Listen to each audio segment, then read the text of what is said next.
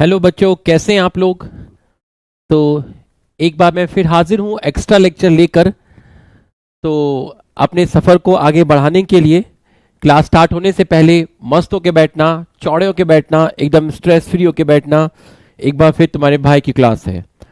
तो बच्चों, आपको ट्रांसक्रिप्शन में पढ़ा रहा था और ट्रांसक्रिप्शन का आपको रिकॉर्डेड लेक्चर भी दिया था। तो आपने उस लेक्चर को अच्छी तरीके से देख लिया होगा, आपको बहुत अच्छे से समझ में आ गया होगा। जिन्होंने रिकॉर्डेड लेक्चर को देख लिया होगा उनका पूरा का पूरा अच्छी तरीके से रिवीजन हो गया होगा। तो क्योंकि ये एक एक्स्ट्रा लेक्चर मिला है, हमारा रेगुलर लेक्चर नहीं होता है, तो मैंने सोचा कि इसमें कुछ एक्स्ट्रा काम किया जाए। तो आज मैं आपको रेप्लिकेशन और ट्रांसक्रिप्शन का पूरा रिवीजन एनसीईआरटी के साथ देने वाला हूं। एक एक वर्ड आपका एनसीईआरटी का एक्सप्लोर कर दूंगा। तो जल्दी से आप सभी लोग यस सर लिख दीजिए, फटाफट यस सर लिख दीजिए, जल्दी से यस सर लिख दीजिए। और बॉटनी का पेपर दिया होगा आपने, अच्छे से मेहनत करते रहिए। मैं भी बहुत मेहनत कर रहा हूं, आप भी मेहनत करिए। जो भी प्रैक्टिस शीट आती है उनको सॉल्व करिए, जो भी डीपीपी मिलती है उनको सॉल्व करिए और मेरे से ज्यादा एफर्ट्स लगाइए। मैं टीचर हूं, मेरा नीट का एग्जाम नहीं है, आप स्टूडेंट हैं, आपका नीट का एग्जाम है। अगर मैं 10 टाइम्स मेहनत करता हूं तो आप उसको मल्टीप्लाई कर दीजिए, आप उसको 100 टाइम्स बनाइए। और कोई भी चीज लाइफ में इजी नहीं मिलती। आप मेरे से ज्यादा एफर्ट्स लगाइए और खूब सारी मेहनत करिए और लाइफ में कभी गिव अप मत करिए। ठीक है, मैंने आपको मोटिवेट भी कर दिया। आ जाओ जरा, अब हम लोग पढ़ाई की बातें करते हैं। ठीक है, आ जाओ।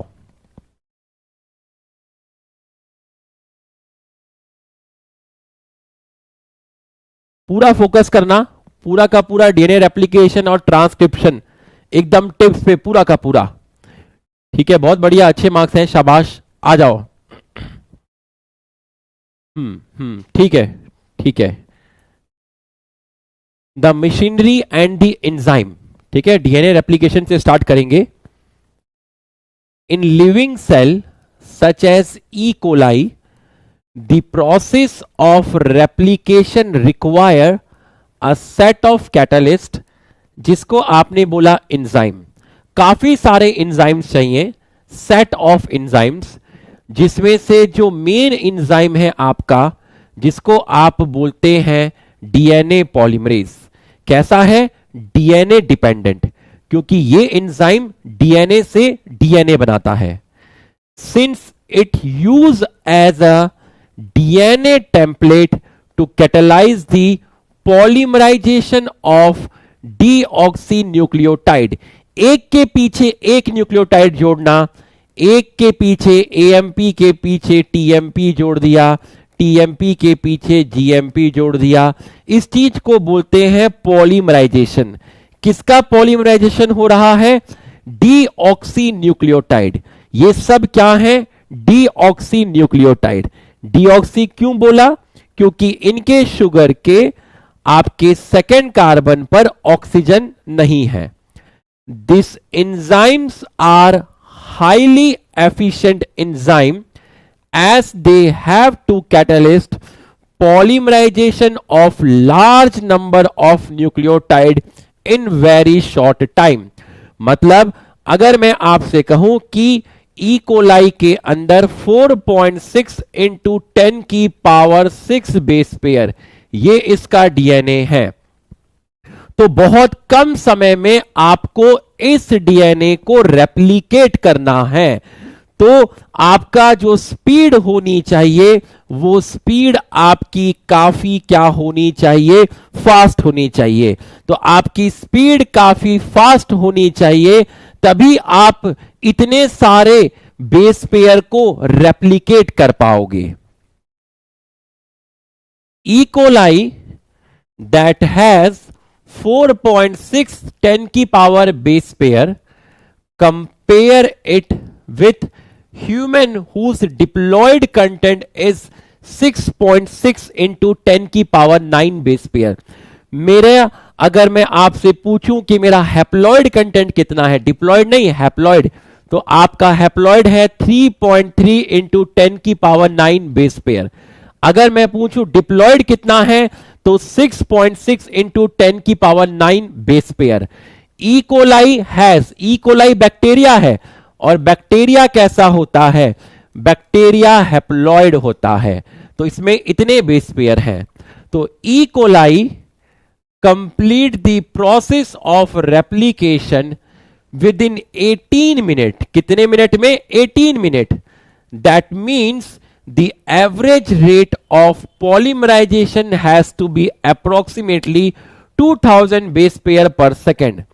अब ये लाइन गलत लिखी है, ध्यान से समझना। जो पुरानी एनसीईआरटी थी, इससे पहली वाली एनसीईआरटी थी, वहां पर 18 मिनट की जगह लिखा था आपका 38 मिनट। कितना लिखा था? 38 मिनट। तो वहां 38 मिनट लिखा था।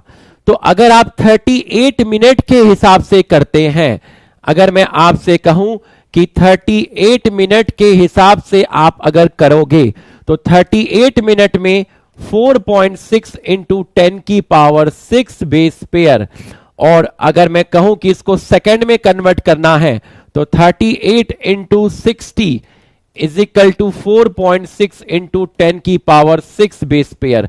तो अगर मैं एक सेकंड का निकालूंगा तो आपका 4.6 इंटू 10 की पावर 6 अपॉन 38 आएगा, और ये अप्रोक्सीमेट आपका 2000 बेस पेयर पर सेकेंड आएगा।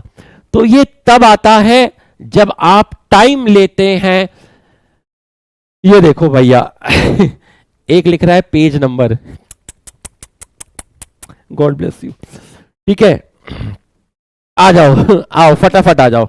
मतलब अब टीचर, पहली बात तो देखिए पहली बात देखिए कि ये करने की जरूरत नहीं थी। ऑलरेडी डीएनए रेप्लिकेशन पढ़ा चुका है, ट्रांसक्रिप्शन टीचर पढ़ा चुका है, बहुत शानदार पढ़ा चुका है। ठीक है, ये करने की भी जरूरत नहीं थी, आगे कंटिन्यू भी कर सकते थे, कोई दिक्कत नहीं था। लेकिन हमने सोचा ठीक है यार, एक एक्स्ट्रा क्लास मिली है, एक बार बच्चों का रिवीजन हो जाएगा, क्योंकि मॉलिक्यूलर बेसिस के बाद तो चीजें वैसे भी बहुत ईजी होने वाली है ना, बहुत ही आसान चैप्टर है। तो खत्म करते हैं तो और ज्यादा अच्छी तरीके से खत्म कर देते हैं है ना। तो उसके अंदर फिर आप इस तरीके से मतलब उसमें कमेंट लिखना स्टार्ट कर देते हैं। ठीक है, तो अगर मैं आपको बोलता हूं अब जो नई एनसीईआरटी आई, उसमें 18 मिनट कर दिया है। तो अगर आप 18 मिनट के अकॉर्डिंग निकालेंगे तो आपका करीब जाएगा 4000 बेस पेयर पर सेकेंड। कितना जाएगा? 4000 बेस पेयर पर सेकेंड जाएगा। ठीक है, तो आप डायरेक्ट याद रखना, नीट में जब ये आया था तो नीट में जो आंसर दिया था वो 2000 बेस पेयर पर सेकेंड दिया गया था। तो आप डायरेक्ट याद रखना, अगर नीट में आएगा तो आप ये वैल्यू याद रखना 2000 बेस पेयर पर सेकेंड। पुरानी वाली एनसीईआरटी में 18 मिनट की जगह आपका लिखा हुआ है कितना मिनट? 38 मिनट लिखा हुआ है। और अगर आप 38 मिनट के अकॉर्डिंग करते हो तो आपका करीब 2000 आएगा। अगर आप 18 मिनट के अकॉर्डिंग करते हो तो आपका 4000 बेस पेयर पर सेकेंड आएगा। लेकिन आंसर जो गया था वो 2000 बेस पेयर सेकेंड गया था आपका पुरानी वाली एनसीईआरटी के अकॉर्डिंग। लेकिन अभी जो है आपका उसमें 18 लिखा हुआ है। ठीक है, उसमें क्या लिखा हुआ है? 18 लिखा हुआ है। मेरे पास एक एनसीईआरटी है, उसमें 38 लिखा हुआ है। ये देखो, मानते नहीं है, मानते थोड़ी ना, मानेंगे थोड़ी ना। ये देख, ये मेरे पास एक एनसीईआरटी है, ये यहां पर 38 लिखा हुआ है। भाई तेरे पास जो भी एनसीईआरटी है, जो लेटेस्ट एनसीईआरटी है, उसके अंदर 18 मिनट ही लिखा हुआ है। तो जो तेरे पास किताब है, हो सकता है उसमें 18 मिनट ही लिखा हो। अरे तो मैं भी तो यही बताने की कोशिश कर रहा हूं, सुन ले बात को, सुन ले। तो अगर आपसे कोई पूछेगा, अब आपका जो लिखा है वो 18 मिनट लिखा हुआ है, पुरानी वाली एनसीईआरटी में आपका 38 मिनट लिखा हुआ था। तो ये आप याद रखिएगा। ठीक है, 18 मिनट, और ये याद रखिएगा 2000 base pair per second. Not only do these polymerase have to be fast, but they also have to catalyze the reaction with high degree of accuracy. मतलब आपको डीएनए रेप्लिकेशन फास्ट तो करना ही है। ओल्ड में आपको डीएनए रेप्लिकेशन फास्ट तो करना ही है, साथ में एक्यूरेसी के साथ करना है। मतलब एक न्यूक्लियोटाइड, मतलब ए के सामने टी आना चाहिए, टी के सामने ए आना चाहिए, जी के सामने सी आना चाहिए। तो आपको इस एक्यूरेसी के साथ काम करना है। तो आपकी एक्यूरेसी सही होनी चाहिए। मतलब अगर टेम्पलेट में आपका टी है तो टी के सामने ए आना चाहिए, तभी माना जाएगा। अगर आप टी के सामने टी लगा दोगे तो ये गलत हो जाएगा। Any mistake during replication would result into mutation. कोई भी इस तरह की रॉन्ग बेस पेयरिंग हुई तो आप उसको म्यूटेशन बोलेंगे। Further more, energetically replication is a very expensive process.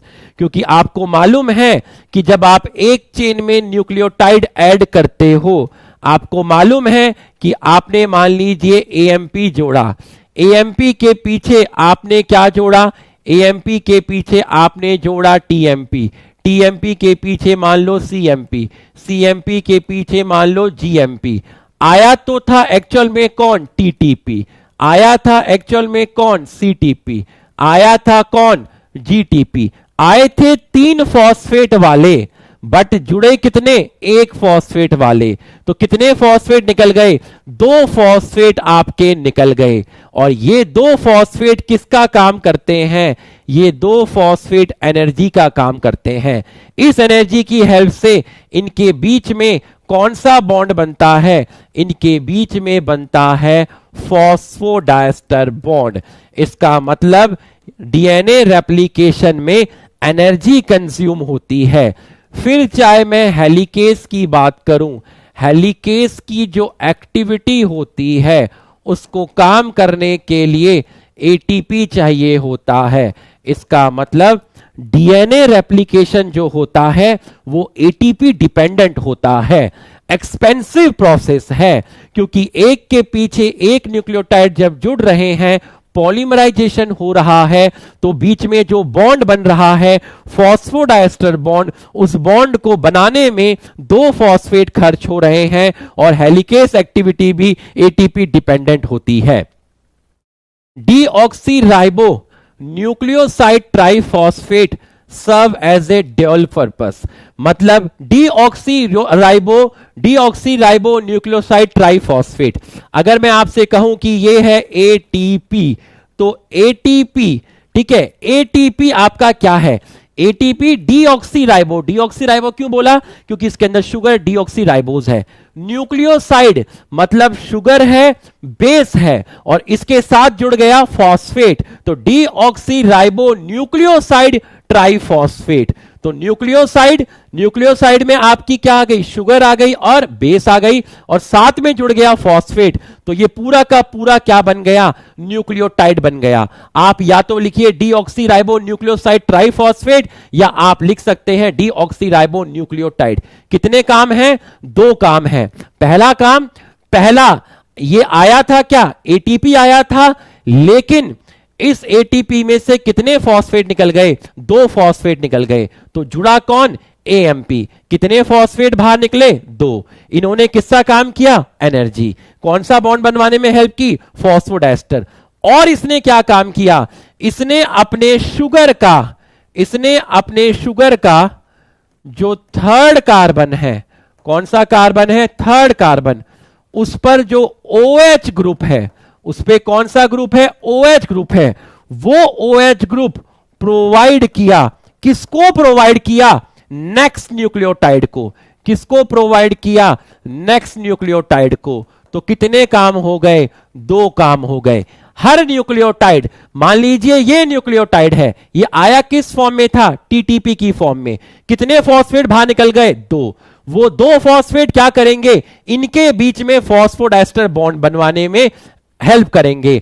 और ये जो न्यूक्लियोटाइड है, इसकी शुगर का थर्ड कार्बन का OH नेक्स्ट वाले न्यूक्लियोटाइड को बाइंडिंग साइट देगा। तो कितने काम हो गए, 2 काम हो गए। समझ में आया तो यस लिख, समझ में आया तो यस लिख।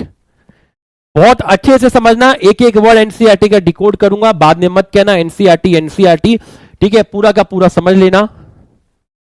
समझ में आया तो यस। ड्यूल का मतलब होता है दो, ड्यूल नेचर नहीं होता लाइट वाइट में, वेव पार्टिकल ड्यूल नेचर, वहां पे भी तो वर्ड यूज करते हैं dual. In addition to acting as a substrate, देखिए सबस्ट्रेट की तरह काम किया, सबस्ट्रेट की तरह काम किया। In addition to acting as a substrate, substrate का मतलब क्या हुआ, provide binding site, provide binding site to next nucleotide. इसके अलावा they provide energy for polymerization reaction, एक के पीछे एक न्यूक्लियोटाइड का जुड़ना, कैसी रिएक्शन हो रही है, पॉलीमराइजेशन रिएक्शन, इसको करने के लिए क्या दे रहा है, एनर्जी। वो एनर्जी कहां यूटिलाइज हो रही है, फॉस्फोडाइस्टर बॉन्ड बनाने के अंदर। The two terminal phosphate in a deoxyribo nucleoside triphosphate, terminal बोला है, क्या बोला है, टर्मिनल बोला है, मतलब 3 फॉस्फेट हैं, उसमें आखिरी के 2 फॉस्फेट, आखिरी के 2 phosphate are high energy phosphate same as in case of ATP. तो वो दोनों हाई एनर्जी फॉस्फेट हैं जैसे कि एटीपी में होते हैं। फिर चाहे एटीपी हो, फिर चाहे टीटीपी हो, फिर चाहे जीटीपी हो, सीटीपी हो, सभी से तुम्हारे 2 टर्मिनल फॉस्फेट निकल जाएंगे। कितने फॉस्फेट निकल जाएंगे, 2 टर्मिनल फॉस्फेट निकल जाएंगे। और ये टर्मिनल फॉस्फेट सेम वही फॉस्फेट हैं जो एटीपी के होते हैं। इसके बाद है आपका next, in addition to DNA dependent DNA polymerase many additional enzyme are required to complete the process of replication with high degree of accuracy। DNA polymerase के अलावा और भी बहुत सारे एंजाइम्स होते हैं जिनकी हमें रिक्वायरमेंट होती है ताकि हम डीएनए रेप्लिकेशन को बहुत अच्छी तरीके से प्लान कर सकें।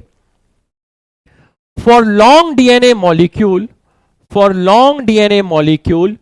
since the 2 strand of DNA cannot be separated in its entire length, मतलब आपके पास ये डीएनए है, ये आपका मान लीजिए डीएनए है, तो आप अगर इन दोनों स्ट्रैंड को सेपरेट करना चाहोगे तो ये पूरी की पूरी can not B separate in entire length, पूरी की पूरी सेपरेट नहीं हो सकती। क्यों, मतलब आप इसके साथ ऐसे नहीं कर सकते कि ये लो सर पूरा का पूरा डीएनए एक साथ खुल गया, लो सर पूरा का पूरा डीएनए एक साथ खुल गया, नहीं, ऐसा पॉसिबल नहीं है। तो सर फिर डीएनए कैसे खुलेगा, डीएनए जो खुलेगा वो इस तरीके से खुलेगा, थोड़ा सा खुलेगा, ये देखो सिर्फ डीएनए यहां पर खुला। सर डीएनए इतना ही क्यों खुला, डीएनए इतना ही इसलिए खुला क्योंकि पूरा डीएनए खोलने के लिए यू नीड मोर एनर्जी, इतनी एनर्जी अवेलेबल नहीं होती, तो इसलिए यहां पर लिखा हुआ है DNA can not be separated in its entire length due to very high energy requirement, replication occur within a small opening of DNA. इतना ही डीएनए खुला तो पहले एक स्ट्रैंड यहां बनेगी और एक स्ट्रैंड यहां बनेगी, refer to as replication fork. तो जहां डीएनए खुलेगा, देखिए जहां डीएनए खुलेगा उसको रेप्लिकेशन फॉर्क बोलेंगे। मान लीजिए ये आपका डीएनए है, ये आपका डीएनए है, ये है 5 प्राइम, ये है 3 प्राइम, ये 3 प्राइम, ये 5 प्राइम। तो डीएनए कैसे खुला, डीएनए सिर्फ इतने रीजन पे खुला, इतने रीजन पे खुला। तो अगर डीएनए इतने रीजन पे खुला तो यहां तक तो सही है, 3 डंडे तो वैसे के वैसे ही हैं, ये 5 प्राइम, ये 3 प्राइम, यहां से डीएनए खुला, ये 3 प्राइम और ये आपका 5 प्राइम, ये आपका डीएनए खुल गया। तो डीएनए इतना ही खुला, तो डीएनए ये जो खुला है ये फॉर्क बन गया। इस फॉर्क को बोलते हैं रेप्लिकेशन फॉर्क। इस फॉर्क को बोलते हैं replication fork. The replication occur within a small opening. ये रही वो ओपनिंग, ये रही वो ओपनिंग, ये रही वो ओपनिंग, ये रही ओपनिंग, यहां पर खुला, यहीं पर डीएनए रेप्लिकेशन होगा। एक स्ट्रैंड आपकी ये बनेगी और एक स्ट्रैंड यहां बनेगी। तो इस छोटी सी ओपनिंग को बोलते हैं रेप्लिकेशन फॉर्क। समझ में आया तो यस लिखिए, समझ में आया तो यस लिखिए। हर चीज का एक सही समय होता है। समझ में आया तो यस लिखिए। ट्रांसक्रिप्शन के बाद चैप्टर की कमर टूट जाती है। ट्रांसक्रिप्शन के बाद चैप्टर बहुत आसान है। ट्रांसक्रिप्शन के बाद चैप्टर बहुत आसान है, वहां टाइम नहीं लगता।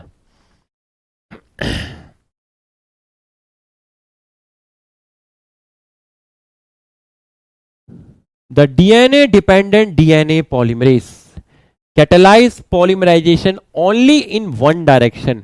कौन सा डायरेक्शन है? 5 to 3। This create some additional complication at the replication fork. This create, अब ये जो लाइन लिखी हुई है, ये जो लाइन लिखी हुई है इसको समझिएगा। The DNA dependent DNA polymerase catalyse polymerization only in one direction, that is 5 to 3 prime. ठीक है, 5 to 3 प्राइम क्यों बोला? 5 to 3 प्राइम इसलिए बोला कि मान लीजिए आप कि ये आपकी कोई क्या है, शुगर है। ये आपकी क्या है? ये आपकी है शुगर। ठीक है, इसको मैंने आपका बोल दिया शुगर। ठीक है, और इस शुगर पर यहां पर आपका अटैच है क्या? यहां पर आपका अटैच है क्या? बेस अटैच है। और इस शुगर का आपका कौन सा कार्बन है? इस शुगर का आपका है 5th कार्बन। और इस शुगर के 5th कार्बन पर आपका यहां पर है प्रेजेंट क्या? फॉस्फेट है। अब इस शुगर में यहां 3 प्राइम पर 3rd कार्बन पर, इस शुगर के 3rd कार्बन पर क्या है? OH है। क्या है? OH है। तो अगर मैं आपसे बोलता हूं कि अब जो भी न्यूक्लियोटाइड आएगा वो इसके जो नीचे आएगा। ठीक है, मान लीजिए एक न्यूक्लियोटाइड आया, ये एक और न्यूक्लियोटाइड आया। इस न्यूक्लियोटाइड में ये आपकी क्या है? शुगर है। इसमें यहां पर इसके 3rd कार्बन पर फ्री क्या है? OH ग्रुप फ्री है। ठीक है, और यहां पर क्या प्रेजेंट है? यहां पर आपका प्रेजेंट है क्या? बेस। और उसके बाद यहां पर आपका कौन सा कार्बन है? 5th कार्बन है। तो यहां पर आपका 5th कार्बन प्रेजेंट है और 5th कार्बन का जो फॉस्फेट होगा वो इसके साथ फॉस्फोडाइस्टर बॉन्ड बनाएगा। इसमें से यहां से क्या निकल जाएगा? इसमें से यहां से ये वाटर जब निकलेगा तो इनके बीच में बॉन्ड बनेगा। बॉन्ड मैंने आपको पहले बना के दिखाया था, तो मैं यहां पे बॉन्ड नहीं बना रहा हूं। यहां पर आपका जो बॉन्ड बनेगा उसको हम बोलेंगे फॉस्फोडाइस्टर बॉन्ड। क्या बोलेंगे? Phosphodiester bond. वो मैं आपको अच्छी तरीके से पहले बना के बता चुका हूं। आपको वो मैं अच्छी तरीके से पहले फॉस्फोडाइस्टर जो बॉन्ड है वो पहले मैं बना चुका हूं कि भैया यहां पर OH होते हैं, यहां पर CH2O POH होता है, फिर वाटर निकलता है, तो यहां फॉस्फोडाइस्टर बॉन्ड बनेगा। तो ये 5 प्राइम यहां पर फ्री है, यहां पर 3 प्राइम फ्री है। तो जो सिंथेसिस होगी इस तरीके से सिंथेसिस होगी, सबसे ऊपर वाले का 5 प्राइम फ्री होगा, सबसे आखिरी वाले का 3 प्राइम फ्री होगा। तो सिंथेसिस 5 to 3 प्राइम होगी। This creates some additional complication. This creates some additional complication at the replication fork. इसका मतलब क्या है? इस लाइन का मतलब क्या है? इस लाइन का मतलब देखिए, This creates some additional complication at the replicating fork. इसका मतलब क्या है? इसका मतलब समझिए कि मान लीजिए आपका ये है 5 प्राइम और ये है आपका 3 प्राइम। ठीक है, अब ये है आपका ऐसे समझिए, ये है 3 प्राइम और ये है 5 प्राइम, यहां पर आपके बॉन्ड हैं। तो सिंथेसिस 5 to 3 प्राइम होनी है, तो सिंथेसिस 5 to 3 प्राइम होनी है। तो अगर यहां 3 है तो एंटी पैरेलल मेंटेन करना है, तो यहां क्या आएगा, 5 आएगा। तो इसका मतलब यहां पर 5 आएगा। तो ये सिंथेसिस इस तरीके से हुई। मतलब कहने का मतलब ये है, ये पहला न्यूक्लियोटाइड आया होगा, क्योंकि यहां पहले क्या होगा, ये जो चीज होगी, ये जो चीज होगी, इसको हम क्या बोलेंगे, इसको हम बोलेंगे प्राइमर। तो इस प्राइमर ने 3 प्राइम OH ग्रुप दिया, तो इस प्राइमर ने 3 प्राइम OH ग्रुप दिया, उस पे पहला न्यूक्लियोटाइड जुड़ा, पहले के पीछे कौन सा न्यूक्लियोटाइड जुड़ा, पहले के पीछे दूसरा जुड़ा, दूसरे के बाद कौन सा जुड़ा, तीसरा, तीसरे के बाद चौथा, पांचवा, छठवा। कौन जोड़ रहा है, जोड़ रहा है डीएनए पॉलीमरेज। तो जोड़ रहा है डीएनए पॉलीमरेज। पहले उसने यहां जोड़ा, फिर यहां जोड़ा, फिर यहां जोड़ा, फिर यहां जोड़ा, फिर यहां जोड़ा, फिर यहां जोड़ा। लेकिन ये वाली जो स्ट्रैंड है, ये वाली जो स्ट्रैंड है, जिसको आप क्या बोले थे, जिसको आप बोले थे लीडिंग, ये आपकी अंदर की तरफ बन रही है। कोई दिक्कत नहीं है, कोई दिक्कत नहीं है इसको बनाने में, ये टूवर्ड्स रेप्लिकेशन फॉर्क बन रही है। बट इस डीएनए पॉलीमरेज को दिक्कत तब आती है जब वो ऐसे मूव कर रहा है, ये जोड़ा, फिर ये जोड़ा, फिर ये जोड़ा। तो यहां पर तो उसको टूवर्ड्स रेप्लिकेशन फॉर्क जोड़ना पड़ता है, यहां पर प्राइमर की जो पोजीशन होती है वो अंदर की तरफ होती है, 5 प्राइम 3 प्राइम। तो यहां पर समस्या ये आती है कि यहां पर उसको बाहर की तरफ जोड़ना पड़ता है। तो एक जगह वो अंदर की तरफ जोड़ता है, एक तरफ वो बाहर की तरफ जोड़ता है। तो ये 3 प्राइम यहां पर शिफ्ट हो गया, तो ये 3 प्राइम आपका यहां पर शिफ्ट हो गया। देखिए ये जो स्ट्रैंड बनी है, ये आपकी अवे फ्रॉम फॉर्क बनी है, तो उसको जोड़ने में दिक्कत होती है, क्योंकि एक को तो अंदर की तरफ और एक को तो बाहर की तरफ। सो सिंथेसिस तो 5 to 3 प्राइम ही है, 5 to 3 prime, 5 to 3 prime, but this create some additional complication at the replication fork. समझ में आया तो यस लिख दीजिए, समझ में आया तो यस लिख दीजिए। 5 to 3 और 3 to 5 सेम ना? क्या सेम भैया, 5 to 3 और 3 to 5 सेम होते हैं क्या? 5 to 3 5 to 3 होता है। तो सिंथेसिस देखिए 5 to 3 5 to 3, बट एक टूवर्ड्स फॉर्क है, एक अवे फ्रॉम फॉर्क है। समझ में आया तो यस लिख दीजिए। एक भी वर्ड नहीं बचना चाहिए, फिर आज की क्लास के बाद एक भी वर्ड नहीं बचना चाहिए। बच्चों मैं तुम्हें एक चीज कहना चाहता हूं, है ना, जो आपको पढ़ाई जाती है वो पढ़ाई एनसीईआरटी से अलग नहीं होती है। जो पढ़ाई आपको पढ़ाई जाती है वो पूरा कॉन्सेप्ट पढ़ाया जाता है। तो बच्चों से ये उम्मीद की जाती है कि उसको पढ़ाने के बाद तू एनसीईआरटी का वर्ड डिकोड करें। बट कुछ स्टूडेंट को ऐसा लगता है कि टीचर जो पढ़ाते हैं वो अलग पढ़ाते हैं और उसके बाद एनसीईआरटी अलग पढ़ाई जाती है। ऐसा नहीं होता बेटा, है ना। आपको एफर्ट्स डालने पड़ेंगे। इतना तगड़ा कॉन्सेप्ट देने के बाद आपको एनसीईआरटी पढ़ने आनी चाहिए। लेकिन अगर आपको कोई दिक्कत होती है आप परेशान मत होइए, अभी मैं हाजिर हूं। मैं ये भी करूंगा आपके लिए, मैं सब कुछ करूंगा, बस मैं आपका पेपर नहीं दे पाऊंगा बेटा। तो इसलिए मैं कह रहा हूं मुझसे ज्यादा मेहनत करना और बढ़िया नीट में स्कोर करना, फिर सब कुछ जायज है। आओ, consequently on one strand the template with polarity 3 to 5 the replication is continuous. Consequently on one strand the template with polarity 3 to 5, template की पोलरिटी, अब जरा आप देखिए, जहां से खुलेगा वहां से आप टेम्पलेट लेंगे, जहां से खुलेगा वहां से आप टेम्पलेट लेंगे। तो आप देखिए 3 to 5, 3 to 5, तो जो ये स्ट्रैंड बनी, ये स्ट्रैंड कैसे बनी सर? ये स्ट्रैंड जो बनी ये कॉन्टिन्यूअस बनी। तो कॉन्टिन्यूअस स्ट्रैंड जो बनी है उसके लिए टेम्पलेट का डायरेक्शन 3 to 5 है। तो ये जो आपको दिख रही है ये टेम्पलेट दिख रही है 3 to 5। अब जरा देख, the replication is continuous, consequently on one strand the template with polarity 3 to 5, जहां पर टेम्पलेट की पोलरिटी 3 to 5 है वहां पर जो डीएनए की स्ट्रैंड बनी है वो कॉन्टिन्यूअस बनी है। जहां पर टेम्पलेट की पोलरिटी 3 to 5 है वहां डीएनए की जो स्ट्रैंड बनी वो कॉन्टिन्यूअस बनी है।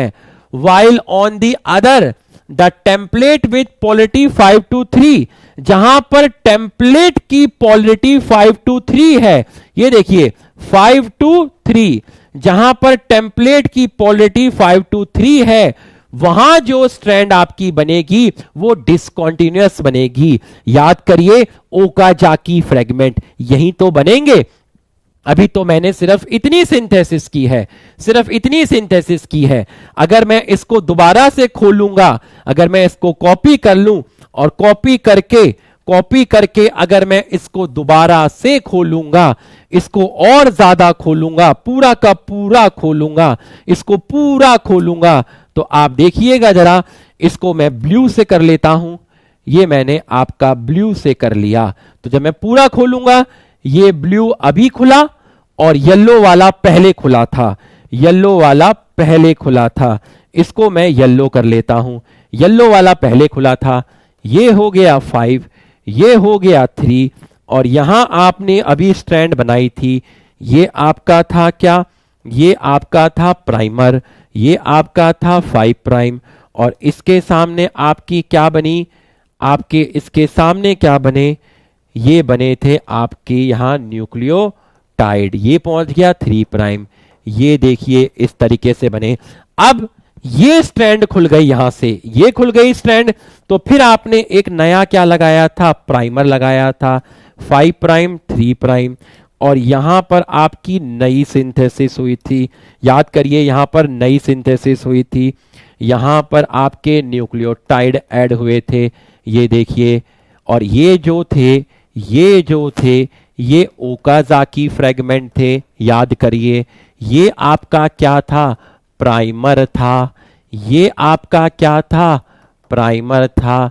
तो बताइए यहां टेम्पलेट की पोलरिटी क्या है, 5 to 3, 5 to 3। तो जहां टेम्पलेट की पोलरिटी 5 to 3 है वहां स्ट्रैंड टुकड़ों में बनती है, वहां स्ट्रैंड डिसकंटीन्यूअस बनती है। तो ये जो बन रही है कॉन्टिन्यूअस नहीं बन रही। तो डिसकंटीन्यूअस स्ट्रैंड जो बन रही है उसके लिए टेम्पलेट की पोलरिटी 5 to 3 होती है। The template polarity 5 to 3, it is discontinuous. The discontinuous synthesized fragment are later joined by DNA ligase. तो इनको बाद में जोड़ने का काम कौन करता है, ये जो सेगमेंट्स हैं। अब आपका ये बन गया, बाद में यहां से क्या हटेगा, बाद में यहां से प्राइमर हट जाएगा। तो जब यहां से प्राइमर हट जाएगा, ये आपका प्राइमर यहां से हट गया, तो जब आपका यहां से प्राइमर हट जाएगा तो यहां पर आपका नया न्यूक्लियोटाइड बनेगा। यहां पर भी तो आपके एटीपी जीटीपी ऐड होंगे, तो आप देखिए ये इस तरीके से बनेंगे। तो यहां पर ये आपके बन गए, और यहां पर इनको जोड़ने का काम, ये जोड़ने का काम जो करता है वो करता है डीएनए लाइगेज। तो आप बताइए ओकाजाकी फ्रेगमेंट को किसने जोड़ा, discontinuously synthesised fragment later joined by enzyme DNA ligase. यहां तक समझ में आया तो आप यस लिखिए, यहां तक समझ में आया तो आप यस लिखिए। ये मैं पढ़ा नहीं रहा हूं, पढ़ा तो मैं ऑलरेडी चुका हूं इसको, ये तो मैं उसकी एनसीईआरटी करा रहा हूं। तो कोई बच्चा अगर पहली बार आज क्लास में आया है तो वो तो घबरा जाएगा बिल्कुल। ये तो पढ़ा चुके हैं बेटा, जब पढ़ाया था तो दुनिया ने देखा था कैसा पढ़ाया था। ठीक, ये एनसीईआरटी करा रहे हैं और कोशिश कर रहे हैं थोड़ा डिटेल में ही कराएं।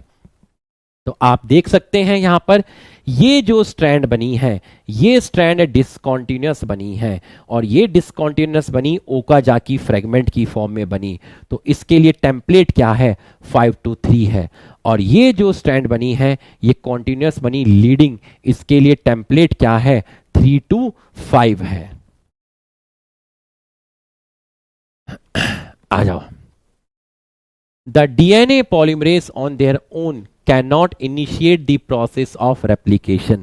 डीएनए पॉलीमरेज अपने आप डीएनए रेप्लिकेशन को स्टार्ट नहीं कर सकता। क्यों? क्योंकि उसको पहला न्यूक्लियोटाइड जुड़ने के लिए 3 प्राइम OH ग्रुप चाहिए।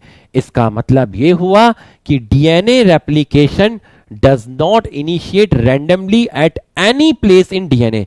The DNA polymerase on their own cannot initiate the process of replication. Initiate करने के लिए आपको क्या चाहिए? Initiate करने के लिए आपको चाहिए प्राइमर। तो कौन है जो डीएनए रेप्लिकेशन को इनिशिएट करता है? वो है आपका प्राइमर। ऑल्सो इसके अलावा also the replication doesn't initiate randomly at any place in DNA. There is a definite region in E. coli DNA where the replication originate. मतलब डीएनए कहीं से भी रैंडमली नहीं खुलता कि हेलिकेस आया और यहां से डीएनए को खोल दिया। अनवाइंडिंग कहीं पर भी ऐसे ही स्टार्ट नहीं होती। डीएनए रेप्लिकेशन ऐसे ही रैंडमली कहीं पे स्टार्ट नहीं होता। डीएनए रेप्लिकेशन उसी जगह पे स्टार्ट होगा जहां पर कौन से रीजन होंगे? ऑराई रीजन होंगे। अब ऑराई रीजन की खासियत क्या है? वो एरिया 80 रिच होता है। तो अगर ये आपके पास डीएनए है, बिल्कुल सही है, तो मुझे डीएनए खोलना है, बिल्कुल खोलना है। ये जी है, सी है, सी है, जी है, ठीक है, जी है, सी है, ये ए है, टी है, टी है, ए है, ये ए है, ये टी है, ये सी है, ये जी है। तो यहां पर हेलिकेस एक्ट करेगा। सर यहीं पर हेलिकेस एक्ट क्यों किया? क्योंकि ये वाला जो रीजन है डीएनए का, ये ऑराई रीजन है। सर ऑराई रीजन की खासियत क्या है? वहां एडेनिन और थाइमीन के पेयर्स ज्यादा होते हैं और एडेनिन और थाइमीन में डबल बॉन्ड होता है, ग्वानिन और साइटोसिन में ट्रिपल बॉन्ड होता है। तो डबल बॉन्ड को तोड़ने में कम एनर्जी लगती है, लेस एनर्जी। ट्रिपल बॉन्ड को तोड़ने में मोर एनर्जी लगती है। तो जहां पर ऑराई रीजन होता है, जहां एडेनिन थाइमीन के पेयर ज्यादा होते हैं, वहां डबल बॉन्ड होते हैं, तो उस रीजन को वहां पर डीएनए के बॉन्ड तोड़ना आसान होता है। तो आप जब यहां पर डीएनए खोलेंगे तो ये आपका जी सी जी सी जी सी, और यहां से आपका डीएनए खुल जाएगा ए टी ए सी, और ये टी ए टी जी, ये डीएनए आपका खुल गया। तो ये जो रीजन है जहां डीएनए खुला, उसको बोलते हैं ऑराई रीजन। तो DNA also the replication doesn't initiate randomly, एकदम से रैंडमली इनिशिएट नहीं होता किसी भी जगह पर। There is a definite region in E coli where the replication originate and that region is called ori region. ऐसे रीजन को आप बोलते हैं ori region. Such region are termed as ori. It is because of requirement of origin of replication that a piece of DNA, if needed to be propagated during recombinant DNA procedure, require a vector. The vector provide the origin of replication. ठीक है, ये आप biotechnology में पढ़ लेते हैं तो वहां बेटर तरीके से एक्सप्लेन किया होगा। मैं अपना सिर्फ जेनेटिक्स पॉइंट ऑफ व्यू से इस लाइन को एक्सप्लेन करूंगा, तो बहुत ज्यादा मुझसे एक्सपेक्ट मत करना। मान लीजिए आप आपके पास ये एक डीएनए है, ये आपके पास क्या है? डीएनए है। ठीक, आप इस डीएनए में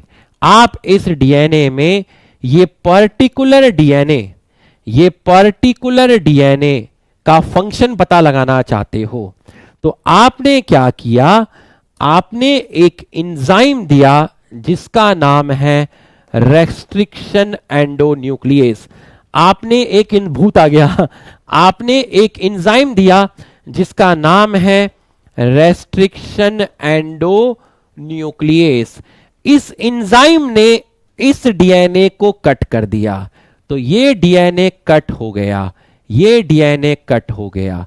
इसका फंक्शन पता लगाना चाहते हो, ये आपका अननोन जीन है, ये आपका कैसा जीन है? अननोन जीन है। इसका पता लगाना चाहते हो फंक्शन क्या है, तो इस डीएनए को बोलते हैं फॉरेन डीएनए। क्या बोलते हैं? Foreign DNA. तो आपने क्या किया? आपने टेस्ट ट्यूब लिया और उस टेस्ट ट्यूब के अंदर इस फॉरेन डीएनए को डाल दिया और इस टेस्ट ट्यूब के अंदर अब एक चीज होती है बैक्टीरिया में जिसको आप बोलते हैं प्लाज्मिड। क्या बोलते हैं? प्लाज्मिड। अब आपको ये चीज इसमें घुसानी है, तो ये चीज इसमें तभी तो घुसेगी जब आप इसका भी इतना ही पोर्शन कट करके बाहर निकालोगे। तो दोनों को काटने के लिए सेम एंजाइम यूज करते हैं। तो आपने इसके अंदर ये प्लाज्मिड भी डाला हुआ है। तो अब आपने इसके अंदर ये प्लाज्मिड डाला हुआ है और अब इसमें क्या हुआ? अब आपका ये जो फॉरेन डीएनए था, ये जो फॉरेन डीएनए था, ये इसके अंदर आ गया। तो अब यहां दो डीएनए हैं। एक डीएनए तो बैक्टीरिया का है और दूसरा डीएनए हो सकता है आप किसी प्लांट का लाए हो या किसी दूसरे ऑर्गेनिज्म का लाए हो। तो कितने डीएनए हो गए? 2 डीएनए हो गए। इस डीएनए को बोलते हैं रिकॉम्बिनेंट डीएनए। क्या बोलते हैं? Recombinant DNA. अब आपने इस रिकॉम्बिनेंट डीएनए को उठाकर किसके अंदर डाला? बैक्टीरिया के अंदर डाला। किसके अंदर डाला? बैक्टीरिया के अंदर डाला। अब देखिए आपने इसको किस में डाल दिया? बैक्टीरिया के अंदर डाल दिया। तो ये जो प्लाज्मिड था इसको आप बोलते हैं वेक्टर। वेक्टर क्योंकि ये किसको कैरी करता है? ये कैरी करता है फॉरेन डीएनए को। किसको कैरी करता है? ये कैरी करता है फॉरेन डीएनए को। और ये है आपका बैक्टीरिया। ये आपका क्या है? ये है बैक्टीरिया, जिसको आप होस्ट कह सकते हो। अब बैक्टीरिया क्या करेगा? बैक्टीरिया बाइनरी फिशन करेगा, बैक्टीरिया डिवाइड करेगा। तो जब बैक्टीरिया डिवाइड करेगा तो बैक्टीरिया 1 से कितने बनाएगा? 2 बनाएगा। फिर इन 2 से बैक्टीरिया कितने बनाएगा? इन 2 से बैक्टीरिया बनाएगा 4। कितने बनाएगा? 4। तो जब बैक्टीरिया डिवाइड कर रहा है तो उसका जो डीएनए होगा वो भी डिवाइड करेगा। तो जब डीएनए डिवाइड करेगा तो जब डीएनए रेप्लिकेट करेगा तो उसके अंदर फॉरेन डीएनए का नंबर भी बढ़ेगा। किसका नंबर बढ़ेगा? फॉरेन डीएनए का। तो डीएनए रेप्लिकेट क्यों करा? डीएनए रेप्लिकेट इसलिए करा क्योंकि इस वेक्टर के अंदर कौन सा रीजन है? ऑराई रीजन है। ऑराई रीजन है। तो आप देखिए, it is because of the requirement of origin of replication that a piece of DNA, if needed to be propagated, piece of DNA propagated मतलब आप इसके नंबर को बढ़ा रहे हैं। during recombinant DNA procedure require a vector and the vector provide the origin of replication। अगर vector पे ऑराई site नहीं होगी, अगर यहां पर ऑराई साइट नहीं होगी तो वेक्टर रेप्लिकेट नहीं कर पाएगा, और वेक्टर अगर रेप्लिकेट नहीं कर पाएगा तो जो फॉरेन डीएनए है उसकी कॉपी इंक्रीज नहीं हो पाएगी, और बाद में ये डीएनए कोई ना कोई मैसेंजर आरएनए बनाएगा, और वो मैसेंजर आरएनए कोई ना कोई क्या बनाएगा? प्रोटीन बनाएगा। बाद में इन बैक्टीरिया से इन प्रोटीन को आइसोलेट किया जाता है, जिसको आप बोलते हैं डाउनस्ट्रीम प्रोसेसिंग। Downstream processing. और देखा जाता है कि ये प्रोटीन का ह्यूमन वेलफेयर में कोई रोल है या नहीं है। तो ये मैंने आपको समझा दिया। आपको मैंने कोशिश की समझाने की, आपको समझ में आया तो यस लिख दीजिए। बाकी ज्यादा उम्मीद मेरे से नहीं करना। समझ में आया तो यस लिख दीजिए।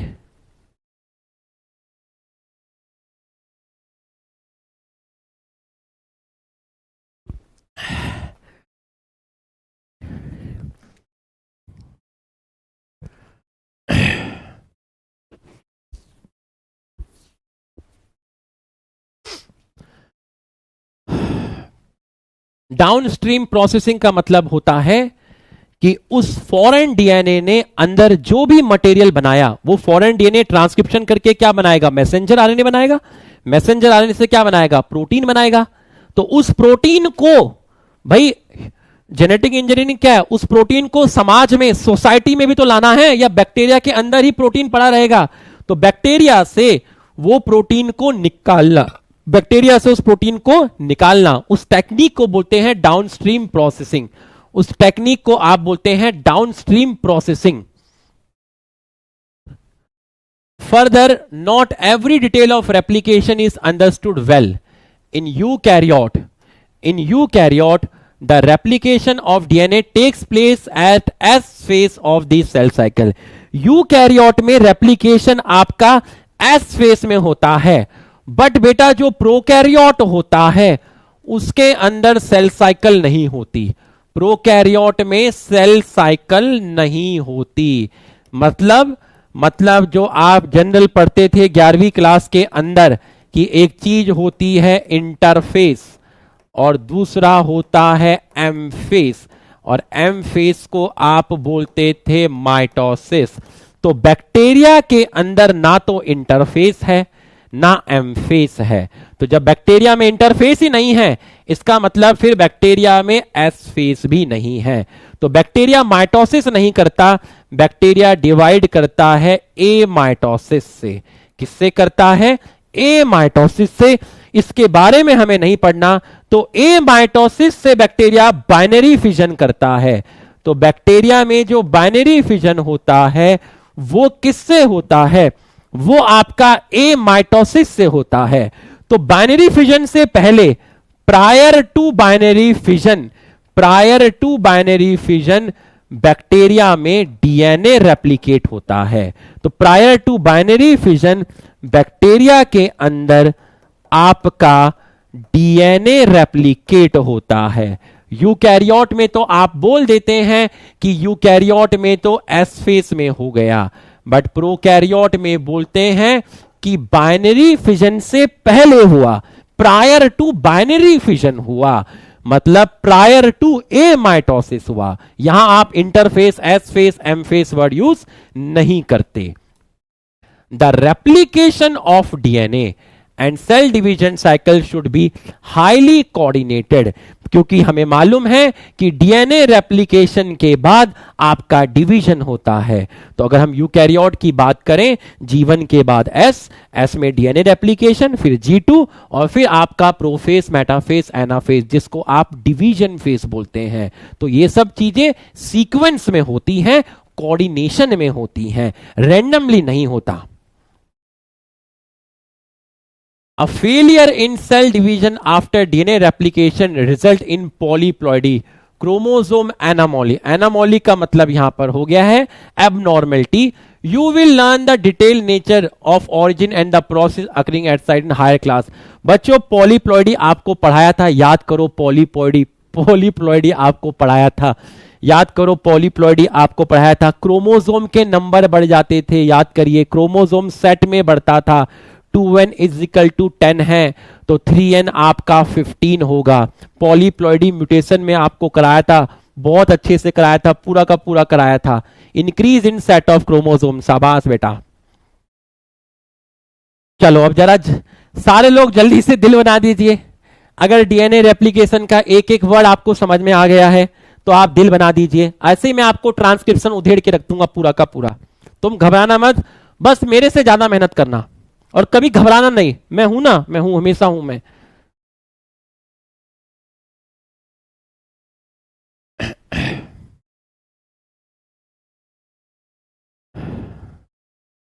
चलो फटाक से दिल बना दो। बना दे रे बना दे यार। आज तक क्या मांगा है दिल के अलावा।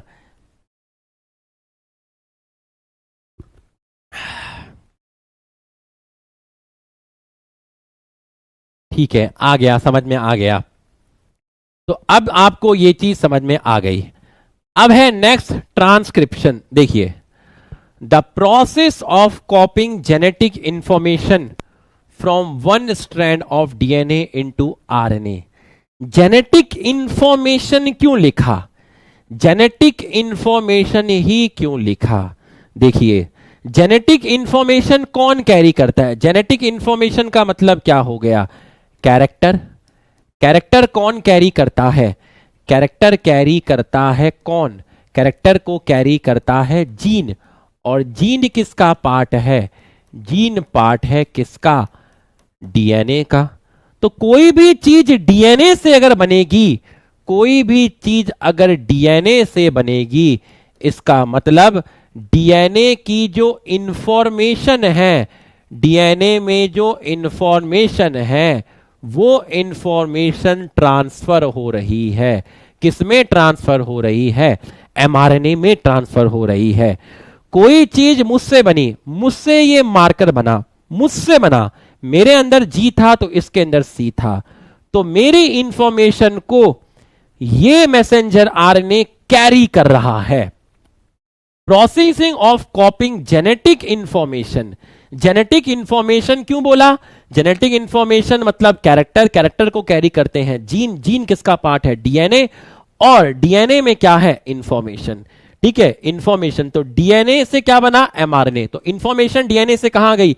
एमआरएनए में आ गई। और इस प्रोसेस को बोलते हैं transcription. Here also the principle of complementary governs the process of transcription. क्या मतलब हुआ? इसका मतलब ये हुआ कि अगर ये आपका डीएनए है, ये 3 है, ये 5 है, ये आपका 5 है, ये आपका 3 है, तो अगर ये आपका डीएनए है और ये है आपका जीसीटी, तो भैया एमआरएनए बना, तो ये आपका एमआरएनए बना, तो जी के कॉम्प्लीमेंट्री क्या आया? जी के कॉम्प्लीमेंट्री आया सी, सी के कॉम्प्लीमेंट्री आया जी, टी के कॉम्प्लीमेंट्री आया ए। तो कैसा कैसा रूल फॉलो किया? मैसेंजर आरएनए की सिंथेसिस ने कैसा रूल फॉलो किया? देखिए, here also the principle of complementary. Here also, also का मतलब क्या हुआ? ऑल्सो का मतलब यह हुआ कि यही चीज डीएनए रेप्लिकेशन में भी होती थी, यही चीज डीएनए रेप्लिकेशन में भी होती थी, डीएनए से डीएनए बनता था। तो यहां पर भी कॉम्प्लीमेंट्री बेस पेयरिंग होती है, जी का सी, सी का जी, टी का A. Except the adenosine complementary now form base pair with uracil instead of thymine. Except, अगर यहां एडेनिन है तो एडेनिन के सामने थाइमिन नहीं आएगा, एडेनिन के सामने यूरेसिल आएगा।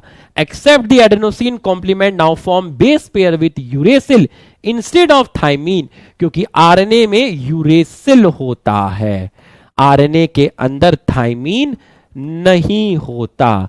थाइमिन आपका क्या होता है? एब्सेंट होता है। तो हमने ये एक पैराग्राफ देख लिया। देखें जरा क्या है एनसीईआरटी में। However, unlike in process of replication, जैसा कि रेप्लिकेशन में होता था उसके उल्टा, अनलाइक, लाइक नहीं, unlike in process of replication which one set in the total DNA of organism get duplicated. Unlike, like नहीं, अनलाइक, जैसा कि डीएनए रेप्लिकेशन में होता था जहां पूरा का पूरा डीएनए डुप्लीकेट होता था, ना कि in transcription only a segment of DNA and only one of the strand is copy into RNA. मतलब जब आप डीएनए रेप्लिकेशन पढ़ते थे तो ये आपका डीएनए होता था 5 to 3 प्राइम, 3 to 5 प्राइम, पूरे के पूरे डीएनए से नया डीएनए बनता था। 5 प्राइम to 3 प्राइम, पूरे के पूरे डीएनए से 5 to 3 प्राइम, और ये था 3 to 5 प्राइम, पूरे के पूरे डीएनए से ये बन गया नया डीएनए, ये बन गया नया डीएनए। तो पूरे के पूरे ये हो गया 3, ये हो गया 5, ये हो गया 5, ये हो गया 3। ब्लू वाली है ओल्ड स्ट्रैंड, येलो वाली है न्यू स्ट्रैंड। पूरे डीएनए से पूरा का पूरा डीएनए बना। ठीक है, मतलब दोनों स्ट्रैंड पार्टिसिपेट करी, ये वाली स्ट्रैंड भी पार्टिसिपेट करी और ये वाली स्ट्रैंड भी पार्टिसिपेट करी, मतलब दोनों स्ट्रैंड पार्टिसिपेट करी। पहली चीज तो ये हुई, दोनों स्ट्रैंड पार्टिसिपेट करी, ठीक है, वो स्ट्रैंड पार्टिसिपेट। और दूसरी चीज हुई होल डीएनए पार्टिसिपेट, पूरा का पूरा डीएनए पार्टिसिपेट किया, पूरा का पूरा डीएनए से नया डीएनए बना। बट ट्रांसक्रिप्शन में ऐसा नहीं होता। बोला ट्रांसक्रिप्शन में क्या होता है? बोला ट्रांसक्रिप्शन के अंदर एक ही स्ट्रैंड पार्टिसिपेट करेगी, एक ही स्ट्रैंड पार्टिसिपेट करेगी। तो ऊपर वाली स्ट्रैंड अगर पार्टिसिपेट करी 5 to 3 और इतनी ही पार्टिसिपेट करी, मतलब ट्रांसक्रिप्शन सिर्फ इतनी से हुआ, ये वाली स्ट्रैंड से एमआरएनए नहीं बना, ये पीछे वाली से एमआरएनए नहीं बना, इस वाली सेगमेंट से एमआरएनए नहीं बना, जो मैंने पिंक कलर से बताया इससे एमआरएनए नहीं बना, इससे एमआरएनए नहीं बना, सिर्फ किससे बना, जो मैंने आपको ब्राउन कलर से दिखाई, इससे एमआरएनए बना। तो ट्रांसक्रिप्शन में एक ही स्ट्रैंड पार्टिसिपेट करती है और वो भी पूरी पार्टिसिपेट नहीं करती, only a segment of DNA and only one of the strand is copy into RNA. These necessity define the boundaries that would demarcate the region and the strand of DNA that would be transcribed। मतलब demarcate का मतलब होता है आपका divide कर देना, मतलब सीमित कर देना, ठीक है, किसी चीज को सीमित कर देना, मतलब किसी चीज की बाउंड्री। तो किस तरीके से डेमोक्रेट किया, एक दो इंफॉर्मेशन उसने दी। डेमोक्रेट किस रीजन में किया, दो तरीके से किया। पहला डेमोक्रेट किया कि एक ही स्ट्रैंड पार्टिसिपेट करेगी, दूसरा डेमोक्रेट किया कि उस स्ट्रैंड का भी पर्टिकुलर रीजन ही एमआरएनए बनाएगा, उस स्ट्रैंड का भी पर्टिकुलर रीजन ही एमआरएनए की क्या करेगा, सिंथेसिस करेगा। The necessities defining the boundary, boundaries well defined नहीं है कि भैया ओपन बाउंड्री नहीं है, boundaries that would be democrat the region, एक तो रीजन हो गया, and the strand of DNA that would be transcribed, मतलब कौन सी स्ट्रैंड ट्रांसक्राइब्ड होगी, एक ही होगी, और वो भी पूरी नहीं होगी, उसका भी कोई ना कोई रीजन होगा। बट डीएनए रेप्लिकेशन में ऐसा नहीं होता था।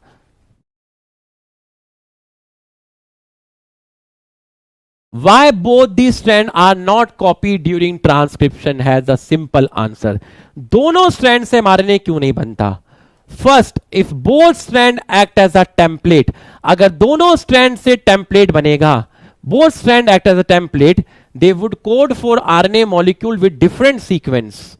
Remember, complementary doesn't mean identical, and in turn if they code for protein, the sequence of amino acid in the protein would be different। दोनों क्यों नहीं होता?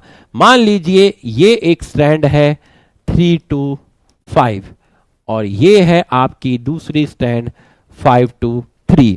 तो अगर मैं आपसे कहूं यहां है A, यहां है T, यहां है G, C, T, G, ए के सामने टी, टी के सामने ए, जी के सामने सी, सी के सामने जी, टी के सामने ए, जी के सामने सी। अगर दोनों स्ट्रैंड पार्टिसिपेट करने लगी, ऊपर वाली स्ट्रैंड से मान लो एमआरएनए बना, मान लीजिए आपकी दोनों स्ट्रैंड ही पार्टिसिपेट करने लगी, तो ए के कॉम्प्लीमेंट्री क्या आएगा, ए के कॉम्प्लीमेंट्री आएगा यू, टी के कॉम्प्लीमेंट्री ए, जी के कॉम्प्लीमेंट्री सी, सी के कॉम्प्लीमेंट्री जी, टी के कॉम्प्लीमेंट्री ए, जी के कॉम्प्लीमेंट्री सी। और इसने भी अगर एमआरएनए बना दिया, इसने भी क्या बना दिया, एमआरएनए बना दिया, नीचे वाली ने भी एमआरएनए बना दिया, तो टी के कॉम्प्लीमेंट्री क्या आएगा, ए के कॉम्प्लीमेंट्री यू, सी के कॉम्प्लीमेंट्री जी, जी के कॉम्प्लीमेंट्री सी, ए के कॉम्प्लीमेंट्री आएगा यू, सी के कॉम्प्लीमेंट्री आएगा जी। तो कितने एमआरएनए हो गए भाई, 2 एमआरएनए हो गए। एक एमआरएनए वाला हो गया यूएसी जीएसी और ये हो गया आपका एयूजी सीयूजी। तो आपके पास कितने एमआरएनए हो गए, 2 एमआरएनए हो गए। तो अब आप देखिए इसकी जो कोडॉन है, इसकी कोडॉन और इस एमआरएनए की कोडॉन, दोनों की कोडॉन डिफरेंट है, तो इनके लिए अमीनो एसिड भी लगाएंगी। इसके लिए मान लो अमीनो एसिड आई A1, इसके लिए आई A2, इनके लिए अलग आई, इसके लिए आई A3, इसके लिए आई A4। तो दोनों के लिए दोनों की कोडॉन डिफरेंट, इसकी वजह से अमीनो एसिड के सीक्वेंस भी क्या होंगे, डिफरेंट होंगे। अमीनो एसिड के सीक्वेंस डिफरेंट होंगे तो इसका मतलब दोनों से जो प्रोटीन बनेंगे बेटा, वो प्रोटीन भी कैसे बनेंगे, डिफरेंट बनेंगे। अगर इसने mRNA बनाया, इसने भी mRNA बनाया, तो आप कॉम्प्लीमेंट्री रूल फॉलो हुआ, तो ये कोडॉन अलग है, इसके लिए अलग अमीनो एसिड, इसके लिए अलग अमीनो एसिड, इसके लिए अलग, इसके लिए अलग, तो यहां अमीनो एसिड अलग आई, यहां अमीनो एसिड अलग आई। इन अमीनो एसिड से जो प्रोटीन बनेगा वो अलग बनेगा। इन अमीनो एसिड के सीक्वेंस से प्रोटीन बना P1, इन अमीनो एसिड के सीक्वेंस से प्रोटीन बना P2। दोनों प्रोटीन क्या है, डिफरेंट है। If both strand act as a template, they would code for RNA molecule with different sequence. Remember, complementary doesn't mean identical. ये देख लीजिए, आइडेंटिकल थोड़ी ना है, ए का यू, टी का ए, आइडेंटिकल नहीं है। कॉम्प्लीमेंट्री का मतलब आइडेंटिकल नहीं होता। And in turn if they code for protein, अगर ये प्रोटीन के लिए कोड करेंगे, the sequence of amino acid in the protein would be different. इस प्रोटीन में अमीनो एसिड के सीक्वेंस अलग है, इस प्रोटीन में अमीनो एसिड के सीक्वेंस अलग है। समझ में आया तो यस लिखिए, समझ में आया तो यस लिखिए।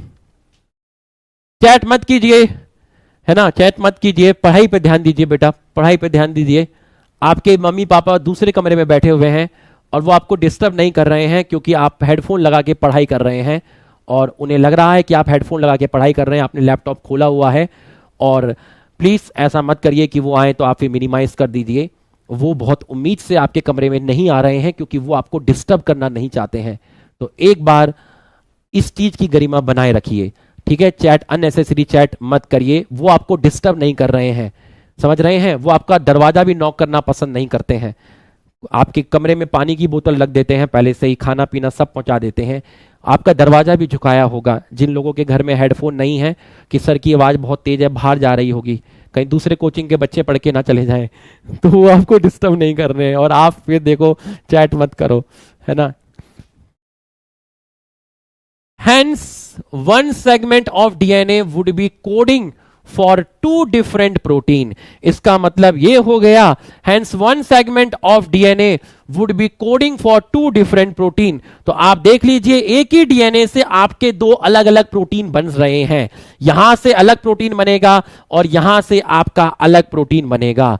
Hence one segment of DNA would be coding for two different protein. And this would complicate, मतलब इस सेगमेंट से जो प्रोटीन बनेंगे वो अलग बनेंगे, इस सेगमेंट से जो प्रोटीन बनेंगे अलग बनेंगे। तो आपके प्रोटीन अलग बनेंगे and this would complicate the genetic information transfer machinery. तो दो डिफरेंट प्रोटीन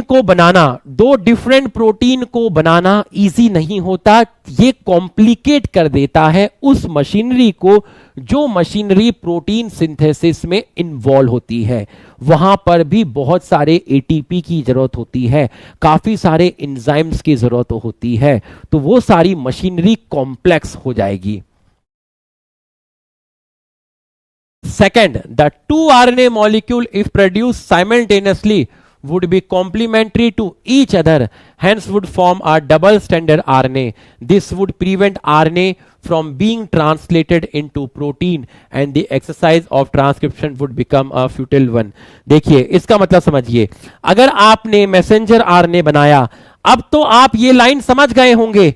याद करिए, मैंने आपको एक चीज बताई थी कि मुझे मैसेंजर आरएनए को सिंगल स्ट्रैंड रखना है, लेकिन मैंने आपको बता दिया था कि मैसेंजर आरएनए को सिंगल स्ट्रैंड क्यों रखना पड़ता है, क्यों रखना पड़ता है, क्यों रखना पड़ता है। आप याद करिए, मैंने आपको बताया था कि टीआरएनए अमीनो एसिड लेकर आता है और टीआरएनए का जो एंटी कोडॉन होता है वो मैसेंजर आरएनए के कोडॉन पर बाइंड करता है। याद करिए, पहले मैंने बताया नहीं था, लिखा था सही समय आने पे बताऊंगा, लेकिन जब समय आया आपको बताया, मुझे पता भी नहीं चला कि कब बताया।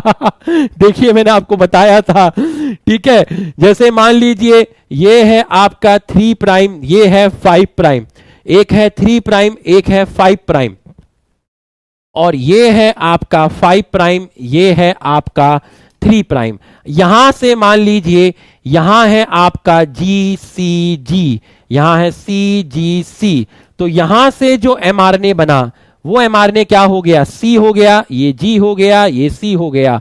यहां से जो बना वो G हो गया, वो C हो गया, वो G हो गया। तो 2 mRNA बने, एक बना CGC, दूसरा बना GCG।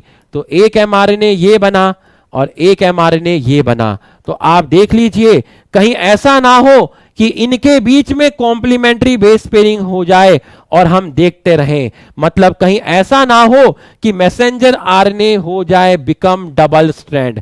अगर मैसेंजर आरएनए डबल स्ट्रैंड हो गया, अगर मैसेंजर आरएनए डबल स्ट्रैंड हो गया, तो आप मुझे बताइए, जब मैसेंजर आरएनए सिंगल स्ट्रैंड होता था, जब मैसेंजर आरएनए सिंगल स्ट्रैंड होता था, तभी तो टीआरएनए आकर बाइंड करता था।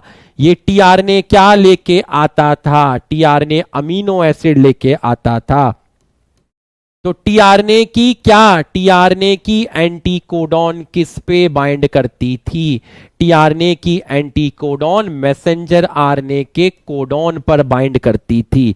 अगर मैसेंजर आरएनए पहले से ही डबल स्टैंडर्ड होगा, अगर मैसेंजर आरएनए डबल स्टैंडर्ड होगा, तो मुझे बताओ एंटीकोडॉन कैसे बाइंड करेगी?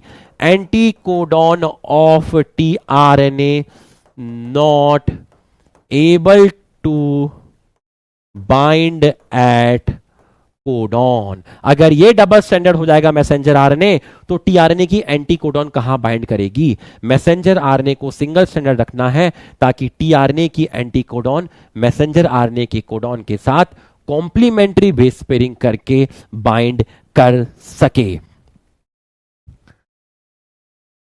A transcription unit in DNA define three region: promoter region, structural region, or terminator region. There is a convention in defining the two strand of DNA in structure gene of transcription unit. Since the two strand have opposite polarity and the DNA dependent RNA polymerase also catalyze the polymerization in only one direction, that is 5 to 3. The strand that has polarity 3 to 5 act as a template and also refer, मतलब दो strand है. There is a convention in defining the two strand of the DNA in the structural gene of a transcription unit. मतलब आपके पास दो strand हैं, आप कैसे decide करेंगे कि दोनों स्ट्रैंड में से मैसेंजर आरएनए किस स्ट्रैंड से बनेगा? कैसे डिसाइड करेंगे? Since the two strand have opposite polarity, दोनों स्ट्रैंड की पोलरिटी अपोजिट है, एक आपकी 3 to 5 है, तो जो दूसरी है वो आपकी 5 to 3 है। ये कौन है? ये हमारा डीएनए है। ये डीएनए है, आपका डबल स्ट्रैंड है। ये हमारा है यहां पर आपका डीएनए, और डीएनए से बनेगा आरएनए, डीएनए से बनेगा आरएनए। कौन बनाएगा? RNA polymerase. किसको देखकर बनाएगा? डीएनए को देख के बताएगा। इसका मतलब DNA dependent RNA polymerase catalyse the polymerisation only in one direction. तो भाई जो डीएनए रेप्लिकेशन होता था, उसमें जो डीएनए पॉलीमरेज होता था, वो भी तो एक ही डायरेक्शन में काम करता था। कौन सा डायरेक्शन था? 5 to 3 प्राइम। 5 to 3 प्राइम मतलब पहले ये न्यूक्लियोटाइड जोड़ा, फिर ये जोड़ा, फिर ये जोड़ा, फिर ये जोड़ा, तो फोर्थ न्यूक्लियोटाइड के 3 प्राइम का OH ग्रुप फ्री है। ये लास्ट वाला कौन सा न्यूक्लियोटाइड है? Fourth nucleotide. तो फोर्थ न्यूक्लियोटाइड के शुगर का थर्ड कार्बन पे OH ग्रुप फ्री है, और फर्स्ट न्यूक्लियोटाइड के शुगर के फिफ्थ कार्बन पर क्या फ्री है? फॉस्फेट फ्री है। तो डीएनए पॉलीमरेज जैसे एक ही डायरेक्शन में सिंथेसिस करता था, ठीक उसी प्रकार से आरएनए की सिंथेसिस जो करेगा आरएनए पॉलीमरेज, किसको देख के करेगा? डीएनए को देख के करेगा। वो भी सिंथेसिस एक ही डायरेक्शन में करेगा, 5 to 3 प्राइम। मतलब पहला न्यूक्लियोटाइड, फिर दूसरा, तीसरा, चौथा, पांचवा। तो अब इन्होंने बोला कि जिस स्ट्रैंड की पॉलरिटी, जिस स्ट्रैंड की पॉलरिटी 3 to 5 है, वो टेम्पलेट स्ट्रैंड होगी, वो टेम्पलेट की तरह काम करेगी। जिसकी पॉलरिटी 3 to 5 है, इसकी पॉलरिटी आपकी 3 to 5 है, तो ये किसकी तरह काम करेगी? टेम्पलेट। और ये किसकी तरह काम करेगी? Non template. और जो टेम्पलेट स्ट्रैंड होगी, मतलब इसी स्ट्रैंड से क्या बनेगा? एमआरएनए बनेगा। समझ में आया तो यस लिखिए, समझ में आया तो यस लिखिए, समझ में आया तो यस लिखिए।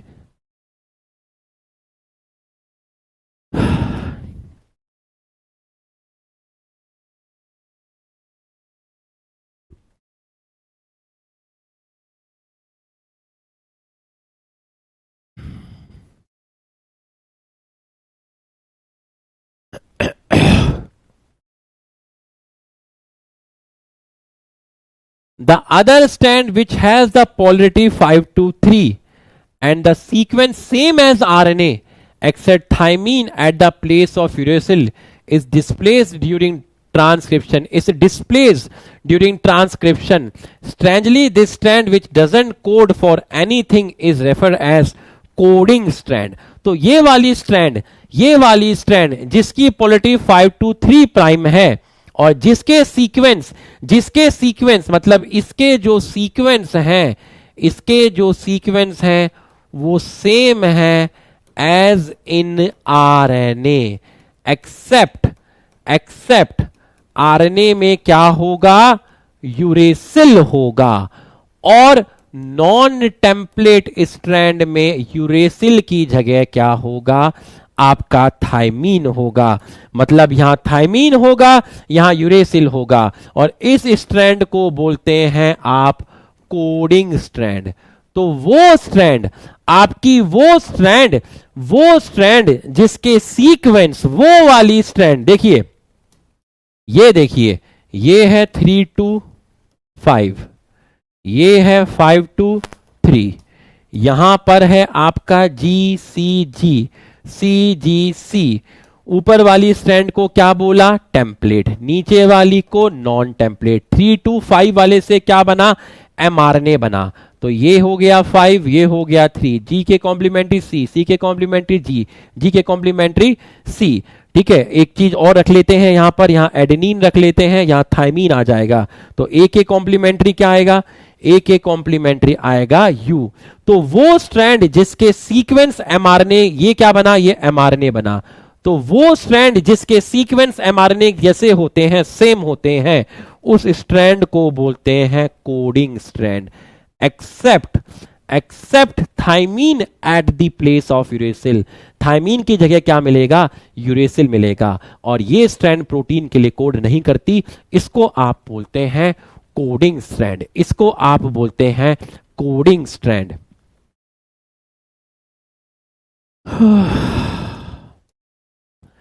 All the reference point while defining transcription unit is made with coding strand। मतलब आप all the reference point while defining a transcription unit, आपको ट्रांसक्रिप्शन यूनिट में 3 चीजें थी, स्ट्रक्चरल जीन थे, प्रमोटर जीन थे और टर्मिनेटर जीन थे। उन 3 को डिफाइन करने के लिए आप किसको रेफरेंस मानेंगे, कोडिंग स्ट्रैंड को मानेंगे। देखिए जरा ऐसे समझिए, ये देखिए, ये है आपका 3 to 5 प्राइम, ये है आपका 5 to 3 प्राइम। ठीक है, अब ये जो रीजन है ये है आपका स्ट्रक्चरल जीन और जो ये रीजन है आपका ये है प्रमोटर जीन और जो ये रीजन है वो है टर्मिनेटर रीजन। अब आपसे बोला कि इन तीनों को मिलाकर क्या बोला, इन तीनों को मिलाकर आपने बोला transcription unit. All the reference point while defining, किसको डिफाइन कर रहे हो, ट्रांसक्रिप्शन यूनिट को डिफाइन कर रहे हो। ट्रांसक्रिप्शन यूनिट में कौन कौन आ गया, प्रमोटर रीजन आ गया, स्ट्रक्चर रीजन आ गया, टर्मिनेटर रीजन आ गया। इनको डिफाइन करते हुए आप किसके रेफरेंस में बात करोगे, कोडिंग स्ट्रैंड के रेफरेंस में बात करोगे। तो आप मुझे बताओ, ऊपर वाली स्ट्रैंड टेम्पलेट है, नीचे वाली नॉन टेम्पलेट है और वही स्ट्रैंड कोडिंग है। तो अब आप मुझे बताओ प्रमोटर रीजन कहां है। तो आप ये नहीं कहोगे प्रमोटर रीजन 3 प्राइम एंड पर है, आप कहोगे प्रमोटर रीजन 5 प्राइम एंड पे है, क्योंकि आपको कोडिंग स्ट्रैंड को रेफरेंस लेना है। तो प्रमोटर रीजन कहां है, प्रमोटर रीजन जो है आपका 5 प्राइम एंड पे है। टर्मिनेटर रीजन कहां है, 5 या 3, टर्मिनेटर रीजन है 3, क्योंकि आप कोडिंग स्ट्रैंड के रेफरेंस में बात करोगे 3 प्राइम एंड। और प्रमोटर रीजन जहां है उसको हम बोलते हैं अपस्ट्रीम और टर्मिनेटर रीजन जहां है उसको हम बोलते हैं डाउनस्ट्रीम। तो यहां से आपका ट्रांसक्रिप्शन स्टार्ट होता है, +1 +2 +3 +4 तो ये आपका स्टार्ट होता है और यहां -1, -2, -3। तो जहां से आपका ट्रांसक्रिप्शन स्टार्ट होगा, जिसके करस्पॉन्डिंग पहला न्यूक्लियोटाइड आएगा, उसके लेफ्ट में जो रीजन होता है उसको अपस्ट्रीम बोलते हैं, और इसके राइट में जो होता है डाउनस्ट्रीम बोलते हैं। तो टर्मिनेटर रीजन डाउनस्ट्रीम में प्रेजेंट होता है 3 prime end with respect to coding strand. Promoter region present at upstream किस एंड पे? 5 प्राइम एंड पे। To explain the point, a hypothetical sequence from the transcription unit is represent ये. Can you write the sequence of RNA transcribed from the above DNA? भाई इससे DNA बनाना है, ये है 3, ये है 5, ये टेम्पलेट है, इससे RNA बनेगा। तो तुम खुद बना लेना। A के सामने क्या आएगा? A के सामने क्या आएगा? A के सामने U आएगा, T के सामने A आएगा, G के सामने क्या आएगा? C आएगा, C के सामने G आएगा, A के सामने U आएगा, T के सामने A आएगा। तो भाई ये तुम बना लेना, है ना? तो और मेरे को बुढ़ापा आ जाएगा। ठीक है, ऊपर वाली स्टैंड से बनेगा। Can you now right? Yes yes, they will write. तुम लोग लिखोगे, यू हैव टू राइट। ठीक है, ये आपको समझ में आ गया होगा। आगे चलते हैं।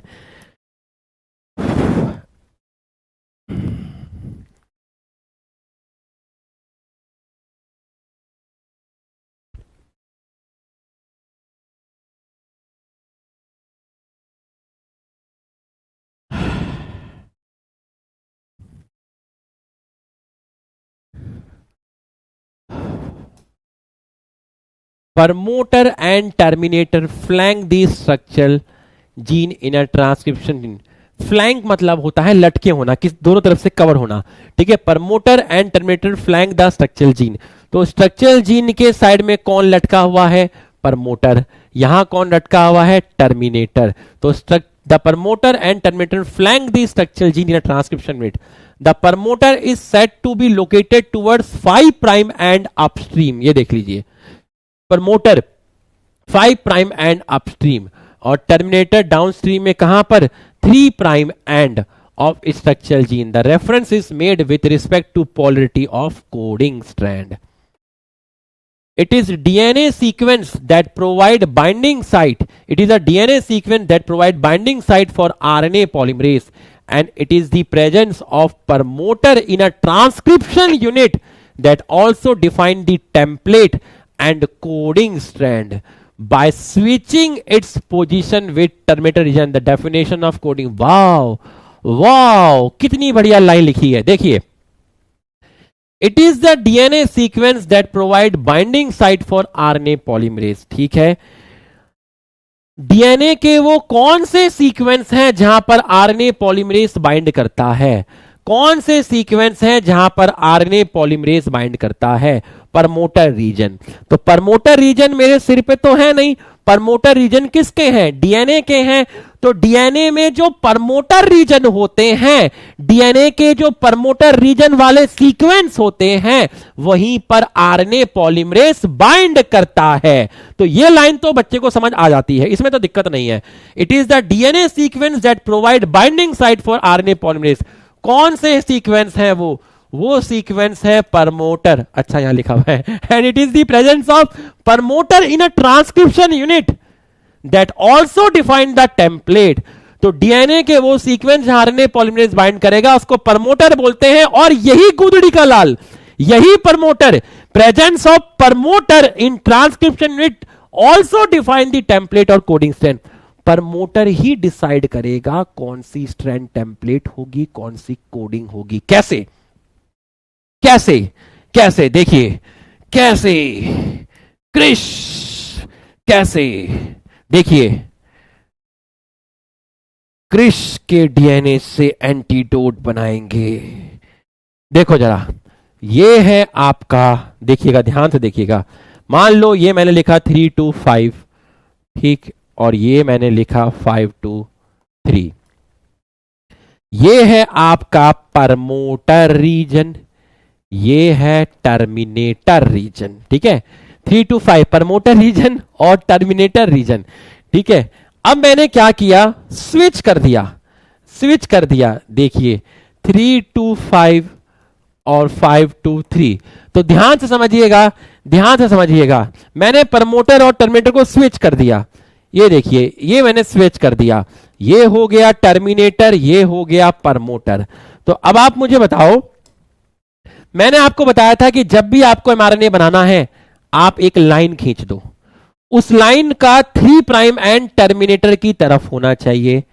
तो आपने एक करके खींच दिया, एक लाइन खींच दी, बीच में 2 लाइन के बीच में एक लाइन खींच दी, और उसका 3 प्राइम एंड टर्मिनेटर की तरफ होना चाहिए, खींच दिया। यहां पर भी एक लाइन खींच दो। तो जब आपने यहां पे लाइन खींची तो 3 प्राइम एंड कहां होना चाहिए? टर्मिनेटर की तरफ होना चाहिए। ये 3 प्राइम हो गया, ये क्या हो गया? 5 प्राइम हो गया। अब देखो कि ये वाली स्ट्रैंड किसके से एंटी पैरेलल है? ये 3 है, ये 5 है, ये 3 है, ये 5 है। नीचे देखिए, ये 5 5 parallel, 3 3 parallel, 5 3 anti parallel, 3 5 anti parallel. तो जिससे एंटी पैरेलल है वो क्या होगी? टेम्पलेट होगी, और नीचे वाली होगी कोडिंग। यहां पर देखिए, 3 3 parallel, 5 5 parallel, 5 3 anti parallel, 5 3 anti parallel. इसका मतलब नीचे वाली है टेम्पलेट और ऊपर वाली है कोडिंग। तो बताओ किसकी वजह से डिफाइंड हुआ? प्रमोटर रीजन की वजह से डिफाइंड हुआ कि किसको टेम्पलेट बोलेंगे, किसको कोडिंग बोलेंगे। अगर आपने यहां पर क्या किया, presence of promoter in a transcription unit that also define the template and coding by switching its position with terminator। आपने जैसे ही पोजीशन को स्विच किया, आपकी टेम्पलेट कोडिंग बन गई, और कोडिंग आपकी टेम्पलेट बन गई। तो the definition of coding and template stand could be reverse, उल्टी हो गई। यहां टेम्पलेट थी, अब यहां टेम्पलेट हो गई, यहां कोडिंग थी, यहां कोडिंग हो गई। यह आपको समझ में आ गया होगा। ये देख लीजिए, ये तो मैंने आपको 10 बार बना के बता दिया है। ये स्ट्रक्चरल रीजन है, यहां से ट्रांसक्रिप्शन स्टार्ट हो रहा है, ये कोडिंग है, ये टेम्पलेट है, ये प्रमोटर है, ये टर्मिनेटर है। टर्मिनेटर इज लोकेटेड टुवर्ड्स, कितनी बार बताऊं, 3 prime and downstream of coding strand. 3 prime and, terminator 3 prime and पर है। किसके रेस्पेक्ट में बोलते हैं? कोडिंग स्ट्रैंड के रेस्पेक्ट में बोलते हैं। तो यहां आप 3 प्राइम लीजिएगा, 5 मत लीजिएगा। और प्रमोटर कहां है? 5 प्राइम एंड पर है। Usually define the process of transcription. आओ जी, आओ जी। There are additional regulatory sequence that may be present further upstream or downstream to the promoter. Some of the property of these sequence shall be discussed while dealing with regulation of gene expression. तो आप इसको समझिएगा, there are additional regulatory sequence that may be present further upstream or downstream to the promoter. मतलब ये आपका क्या है? Promoter है, तो वो सीक्वेंस यहां भी हो सकते हैं और वो यहां भी हो सकते हैं। मतलब वो प्रमोटर के अपस्ट्रीम भी हो सकते हैं, प्रमोटर के डाउनस्ट्रीम भी हो सकते हैं। और ऐसे सीक्वेंस जो होते हैं, ऐसे सीक्वेंस को बोलते हैं एनहेंसर। क्या बोलते हैं? एनहेंसर। तो एनहेंसर ऐसे सीक्वेंस होते हैं जो हेल्प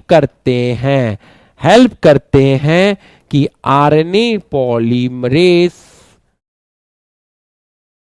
अच्छी तरीके से रिकॉग्नाइज कर सके, बाइंड हो सके प्रमोटर रीजन पर। मतलब ये सीक्वेंस जो होते हैं, ये ट्रांसक्रिप्शन को प्रमोट करते हैं, बट इनके बारे में यहां जिक्र नहीं है। तो अगर हम इतना भी याद रखेंगे तो हमारा काम चल जाएगा। Transcription unit and gene. A gene is defined as the functional unit of inheritance. Though there is no ambiguity. Ambiguity का मतलब होता है संदेह करना। Ambiguity का मतलब होता है संदेह करना। No ambiguity मतलब नो संदेह, नो संदेह, नो संदेह। तो ambiguity का मतलब होता है संदेह करना। There is no ambiguity that the genes are located on DNA. Genes किसका पार्ट है? DNA का पार्ट है। It is difficult to literally define a gene in terms of DNA sequence. क्यों? The DNA sequence coding for tRNA, RNA molecules also define gene. मतलब मान लीजिए ये आपका DNA है, इस DNA का ये पर्टिकुलर सेगमेंट, ये पर्टिकुलर सेगमेंट, ये पर्टिकुलर सेगमेंट, इस DNA का ये सेगमेंट मान लीजिए mRNA बना रहा है, ये आपका tRNA बना रहा है, ये आपका आरआरएनए बना रहा है। तो ये भी आपका जीन है, ये भी आपका जीन है, और ये भी आपका जीन है। तो जीन क्या है? वो कोई भी आरएनए बनाए, कोई भी आरएनए बनाए, ये आरएनए बने या ये आरएनए बने या ये आरएनए बने, वो जीन कहलाया जाएगा। डीएनए के इस टुकड़े ने एमआरएनए बनाया तो ये टुकड़ा जीन, इसने टीआरएनए बनाया ये टुकड़ा जीन, इसने बनाया ये बनाया जीन। तो यहां पर जीन को डिफाइंड करना थोड़ा सा डिफिकल्ट है इन टर्म्स ऑफ डीएनए, क्योंकि एमआरएनए बनाने वाला भी डीएनए जीन, टीआरएनए बनाने वाला भी जीन, आरआरएनए बनाने वाला भी जीन। ठीक है, अब यहां देखिए, however by defining cistron as a segment of DNA coding for polypeptide, the structural gene in a transcription unit could be monocystonic, mostly in eukaryote, polycystonic। अब आप देखिए, ये मैंने यहां पर आपका क्या बनाया, ये मैंने आपका बनाया यहां पर डीएनए। क्या बनाया? डीएनए। और इस डीएनए को मैंने क्या बोला? इसको मैंने बोला पॉलीसिस्टोनिक स्ट्रक्चरल जीन। क्या बोला भैया? पॉलीसिस्टोनिक स्ट्रक्चरल जीन। इस डीएनए से हमारा क्या बना? इस डीएनए से हमारा बना एमआरएनए। क्या बना? एमआरएनए बना। बिल्कुल सही है। तो ये जो हमारा एमआरएनए बना, उस एमआरएनए में कोडॉन प्रेजेंट है। बिल्कुल सही। तो देखो, ये रहे आपके कोडॉन, ये रहे आपके कोडॉन, ये रहे आपके कोडॉन, ये रहे आपके कोडॉन। तो अब आप देखिए, ध्यान से देखिएगा, इस वाले पोर्शन से ये एमआरएनए बना, इस वाले पोर्शन से एमआरएनए का ये पार्ट बना, इस वाले पोर्शन से एमआरएनए का ये पार्ट बना।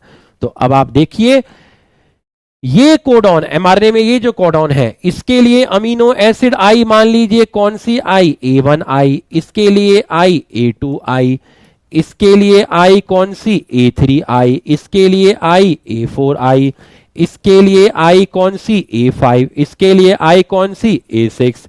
इनसे जो प्रोटीन बना वो बना P1, इनसे प्रोटीन बना वो बना P2, इनसे प्रोटीन बना वो बना P3। तो अब आप देख लीजिए, एक से ज्यादा प्रोटीन बना। इस स्ट्रक्चरल जीन ने, ये पॉलीसिस्टोनिक है।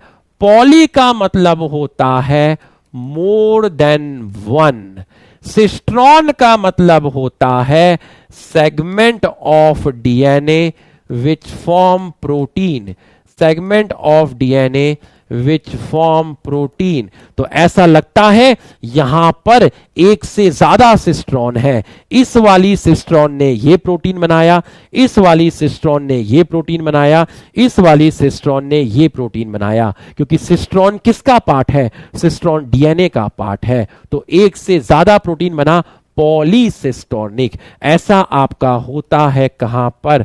प्रोकैरियोट के अंदर। लेकिन आपका जो यूकैरियोट होता है, आपका जो यूकैरियोट है, अगर मैं यूकैरियोट की बात करता हूं, यूकैरियोट में जो डीएनए है वो मोनोसिस्टोनिक है। कैसा है?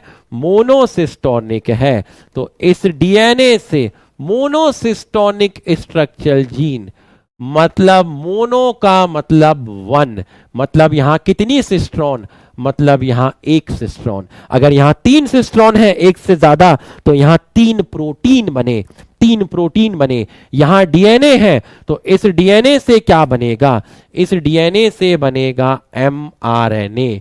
और एमआरएनए पे देखिए, एक ही कलर से कोडॉन दिखाई है, एक ही कलर से कोडॉन दिखाई है। तो इसके लिए अमीनो एसिड A1, इसके लिए A2, A3, A4 और A5। तो इनसे मिलकर एक ही प्रोटीन बनेगा P1। तो मोनो मतलब एक, सिस्ट्रॉन मतलब डीएनए का वो टुकड़ा जो प्रोटीन बनाएगा, मोनोसिस्टोनिक मतलब डीएनए का वो टुकड़ा जो एक ही टाइप के प्रोटीन के लिए कोड करता है, उसको बोलते हैं मोनोसिस्टोनिक। समझ में आया तो यस करिए। तो याद रखना, एनसीईआरटी रीड नहीं कर रहा हूं, इंग्लिश का हिंदी ट्रांसलेट नहीं कर रहा हूं, पूरी चीज फिर से समझा रहा हूं, बार बार समझा रहा हूं, ताकि आपके दिमाग में घुस जाए। हम आपको और क्या दे सकते हैं? क्या मैं आपको पैसे दे सकता हूं? नहीं दे सकता, वो आपको चाहिए भी नहीं। हम आपको विद्या दे सकते हैं, तो मैं आपको विद्या रानी दे रहा हूं, तो आप बस विद्या ग्रहण करिए, यही है हमारे पास देने में, इसी को हम बार बार दे सकते हैं। आप बस मेहनत करिए और नंबर लाइए और अननेसेसरी चैट को अवॉइड करिए। आपके पेरेंट्स आपको डिस्टर्ब नहीं कर रहे हैं कमरे में, क्योंकि आपकी जिम्मेदारी पीडब्ल्यू ने ली हुई है जब तक आप क्लास कर रहे हैं। तो इसलिए आप पूरा का पूरा ध्यान यहीं पे रखिए। यार यहीं रखा करो ना, क्या करते हो तुम लोग यार, रिक्वेस्ट कर रहा हूं, यहाँ पे ध्यान रखा करो, ठीक है? मानते नहीं हो तुम लोग।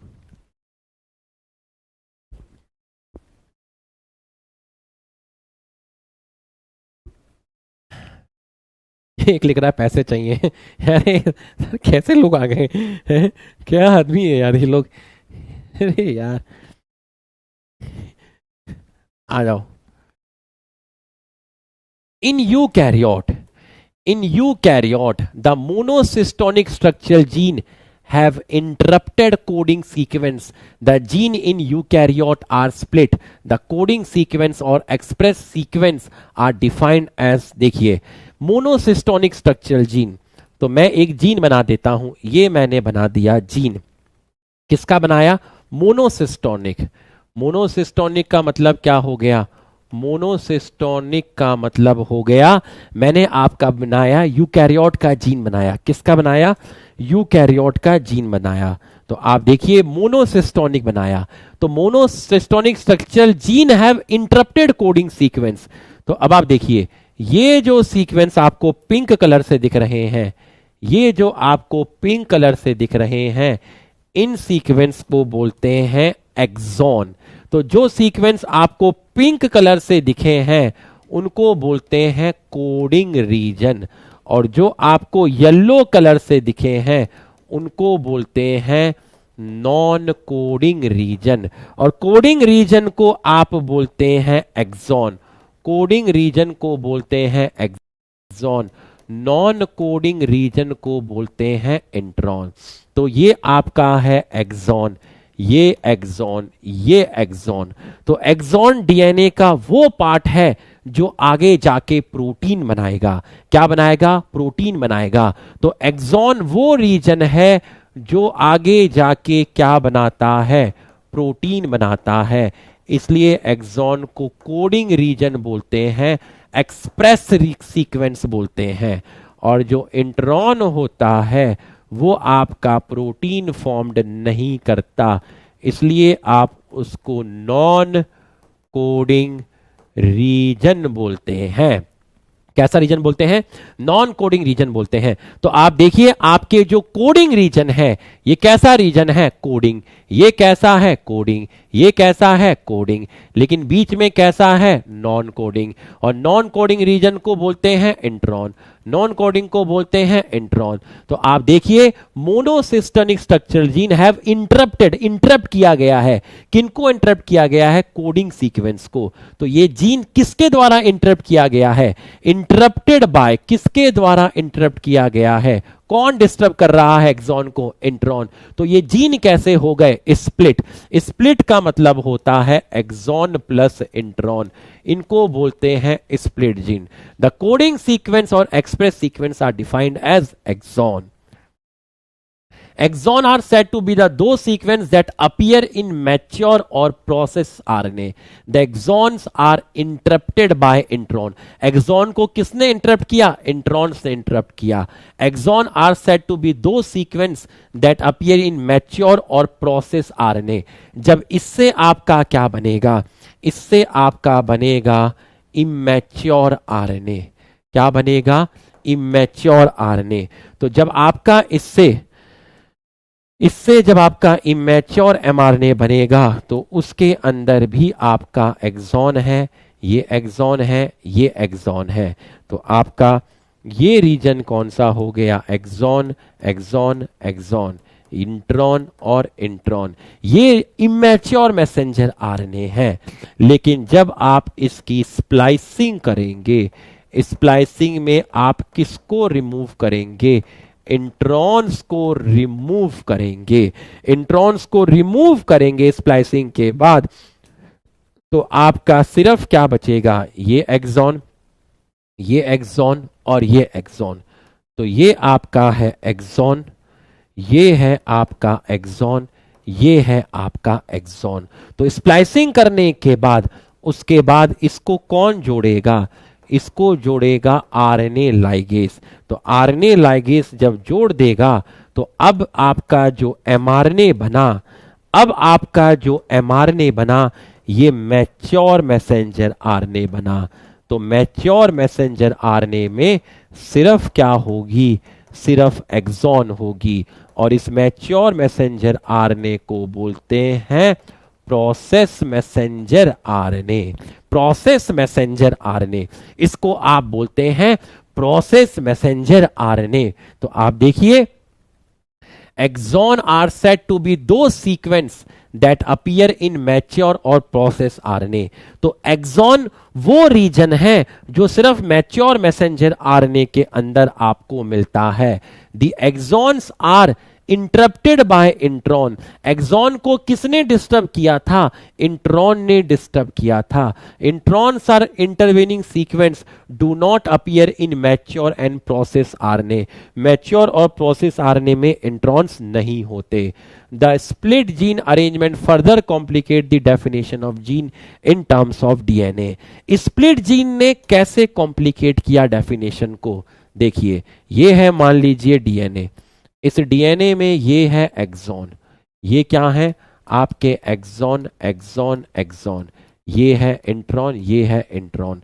तो कौन सा डीएनए प्रोटीन बनाएगा, यही तो डीएनए प्रोटीन बनाएगा, यही तो डीएनए प्रोटीन बनाएगा, यही तो डीएनए प्रोटीन बनाएगा।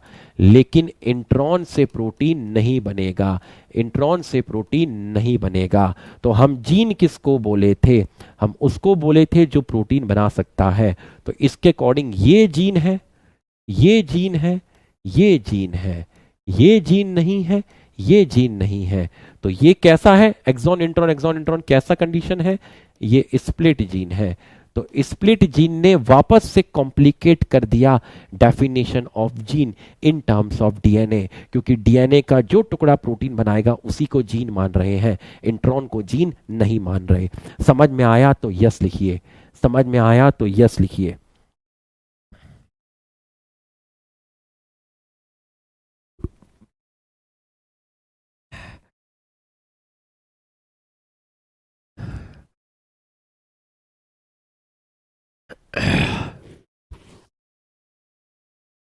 समझ में आया तो यस लिखिए।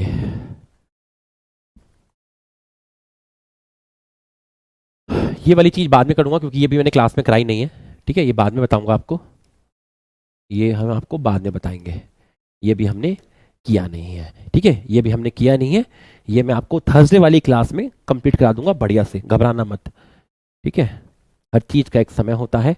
Type of RNA and process of transcription in bacteria, there are 3 major type of RNA, mRNA, tRNA और rRNA. All 3 RNA needed to synthesise a protein in cell, ठीक है। ऑल 3 आरएनए आर नीडेड, हमें तीनों की जरूरत है। क्यों, messenger RNA क्या प्रोवाइड करेगा, मैसेंजर आरएनए प्रोवाइड करेगा आपका कोडॉन। तो मैसेंजर आरएनए देता है क्या, कोडॉन, ठीक है।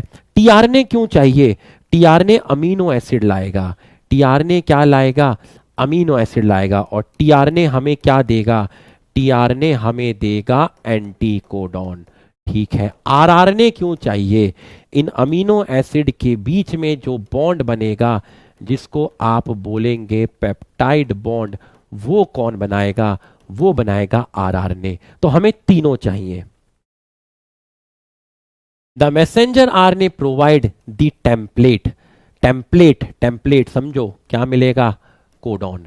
TRNA brings amino acid and read the genetic code, read the genetic code. TRNA किसको रीड करेगा, जेनेटिक कोड। ये जो आपको कोडॉन दिख रहे हैं इन्हीं को बोलते हैं जेनेटिक कोड, इन्हीं को मैं बोल रहा हूं जेनेटिक कोड। तो टीआरएनए किसको रीड कर रहा है, कोडॉन को, जिसको मैंने बोला genetic code and the rRNA play structural and catalytic role. Structure and catalytic role, catalytic का मतलब हो गया यहां पर एंजाइम, एंजाइम, तो ये एंजाइम की तरह काम करेगा ड्यूरिंग ट्रांसलेशन। ट्रांसलेशन का मतलब होता है प्रोटीन सिंथेसिस। तो कैसे काम करेगा, ये पेप्टाइड बॉन्ड बनाएगा, पेप्टाइड बॉन्ड बनाएगा। There is single DNA dependent RNA polymerase that catalyse transcription of all type of RNA in bacteria. मतलब एक ही आरएनए पॉलीमरेज इन तीनों की सिंथेसिस करेगा। मतलब आपका जो डीएनए है उस डीएनए से तीनों टाइप के बनेंगे, आपके एमआरएनए बनेंगे, आपके आरआरएनए बनेंगे, आपके टीआरएनए बनेंगे।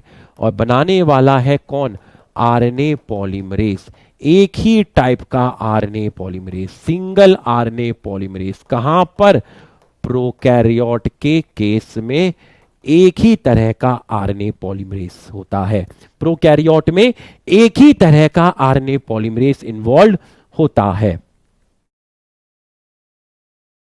RNA polymerase binds to promoter region and initiate transcription. बिल्कुल सही है, ये आपका डीएनए है, ये 3 है, ये 5 है, ये 5 है, ये 3 है। ये जो रीजन है ये प्रमोटर है। ये आपका जो है, आपका जो मैं पिंक कलर से दिखा रहा हूं ये आपका स्ट्रक्चर है, जो सफेद से दिखाया वो आपका टर्मिनेटर रीजन है। तो आरएनए पॉलीमरेज कहां बाइंड करेगा, प्रमोटर पे बाइंड करेगा। क्या सी स्टार्ट करेगा transcription. It use nucleoside triphosphate as a substrate. Nucleoside, deoxy क्यों नहीं लिखा, क्योंकि इसके शुगर पर OH ग्रुप प्रेजेंट होता है, इसलिए डीऑक्सी नहीं लिखा, न्यूक्लियोसाइड ट्राइफॉस्फेट। जैसे मान लीजिए आपका GTP, CTP, UTP, तो अगर मैसेंजर आरएनए बन रहा होगा तो पहले मान लीजिए GTP आके जुड़ गया, GTP के पीछे CTP जुड़ गया, CTP के पीछे UTP जुड़ गया, फिर AT जुड़ गया, मतलब GMP जुड़ गया। क्या जुड़ गया, GMP के पीछे CMP जुड़ गया, UMP जुड़ गया, AMP जुड़ गया। एक के पीछे एक चीज जुड़ती जा रही है। तो G को जुड़ने के लिए C ने क्या प्रोवाइड किया, अपना 3' OH ग्रुप प्रोवाइड किया। C ने 3' OH ग्रुप U को दिया, U ने 3' OH ग्रुप A को दिया। तो हर ट्राइफॉस्फेट किसकी तरह काम करता है, सबस्ट्रेट की तरह काम करता है और polymerise in a template dependent fashion. MRNA जो बनता है वो डीएनए को देखकर बनता है, template dependent fashion, follow the rule of complementary. अगर यहाँ G है तो एमआरएनए में C है, अगर डीएनए में C है तो यहाँ G है। It somehow also facilitate opening of helix and continue elongation. Opening of helix मतलब ये किसको ब्रेक करता है, हाइड्रोजन बॉन्ड को ब्रेक करता है। कौन ब्रेक करता है, आरएनए पॉलीमरेज ब्रेक करता है। लेकिन डीएनए रेप्लिकेशन में कौन ब्रेक करता था, डीएनए रेप्लिकेशन में ब्रेक करता था हेलिकेज। तो अब आप देख सकते हैं सिर्फ थोड़ा सा बच गया है। अब जो बच गया है उसका मैं रिकॉर्डेड लेक्चर दे दूंगा आपको, ज्यादा नहीं बचा है, थोड़ा सा बच गया है। ठीक है, मेरा ध्यान था क्वालिटी मेंटेन करने पर। अगर मैं और ज्यादा वो करता, थोड़ा कम समझाता, ये कहता कि ये चीज तो मैंने क्लास में समझा दी है, दोबारा समझाने का कोई मतलब नहीं है, तो मैं ये कब का खत्म कर देता। बट मैं चाह रहा था कि आपको सेशन ऐसा लगे कि सर दोबारा एफर्ट डाल रहे हैं समझाने में, तो इसलिए थोड़ा सा बच गया। तो जो पोर्शन हमारा बच गया है उसका मैं 15 से 20 मिनट का आपको रिकॉर्डेड वीडियो दे दूंगा। आई होप आपको सेशन अच्छा लगा होगा, आपको कॉन्फिडेंस आया होगा। आप घबराया ना कीजिए, आपको सब मिलेगा। चीजें थोड़ी देर में मिल सकती हैं, बस सब मिलेगा। I am a family man. अच्छी लगी क्लास तो दिल बना दो भाई। चलते हैं, छोटू इंतजार कर रहा है, घुमाने लेके जाना है उसको। ऐप में कमेंट करके बता देना क्लास कैसी लगी। रात में सोने से पहले कमेंट पढ़ लेंगे, अच्छा लगता है पढ़ के, नींद आती है, लगता है हाँ भाई अपने प्रोफेशन के साथ जस्टिस कर रहे हैं। ठीक है भैया, है ना, ख्याल रखना।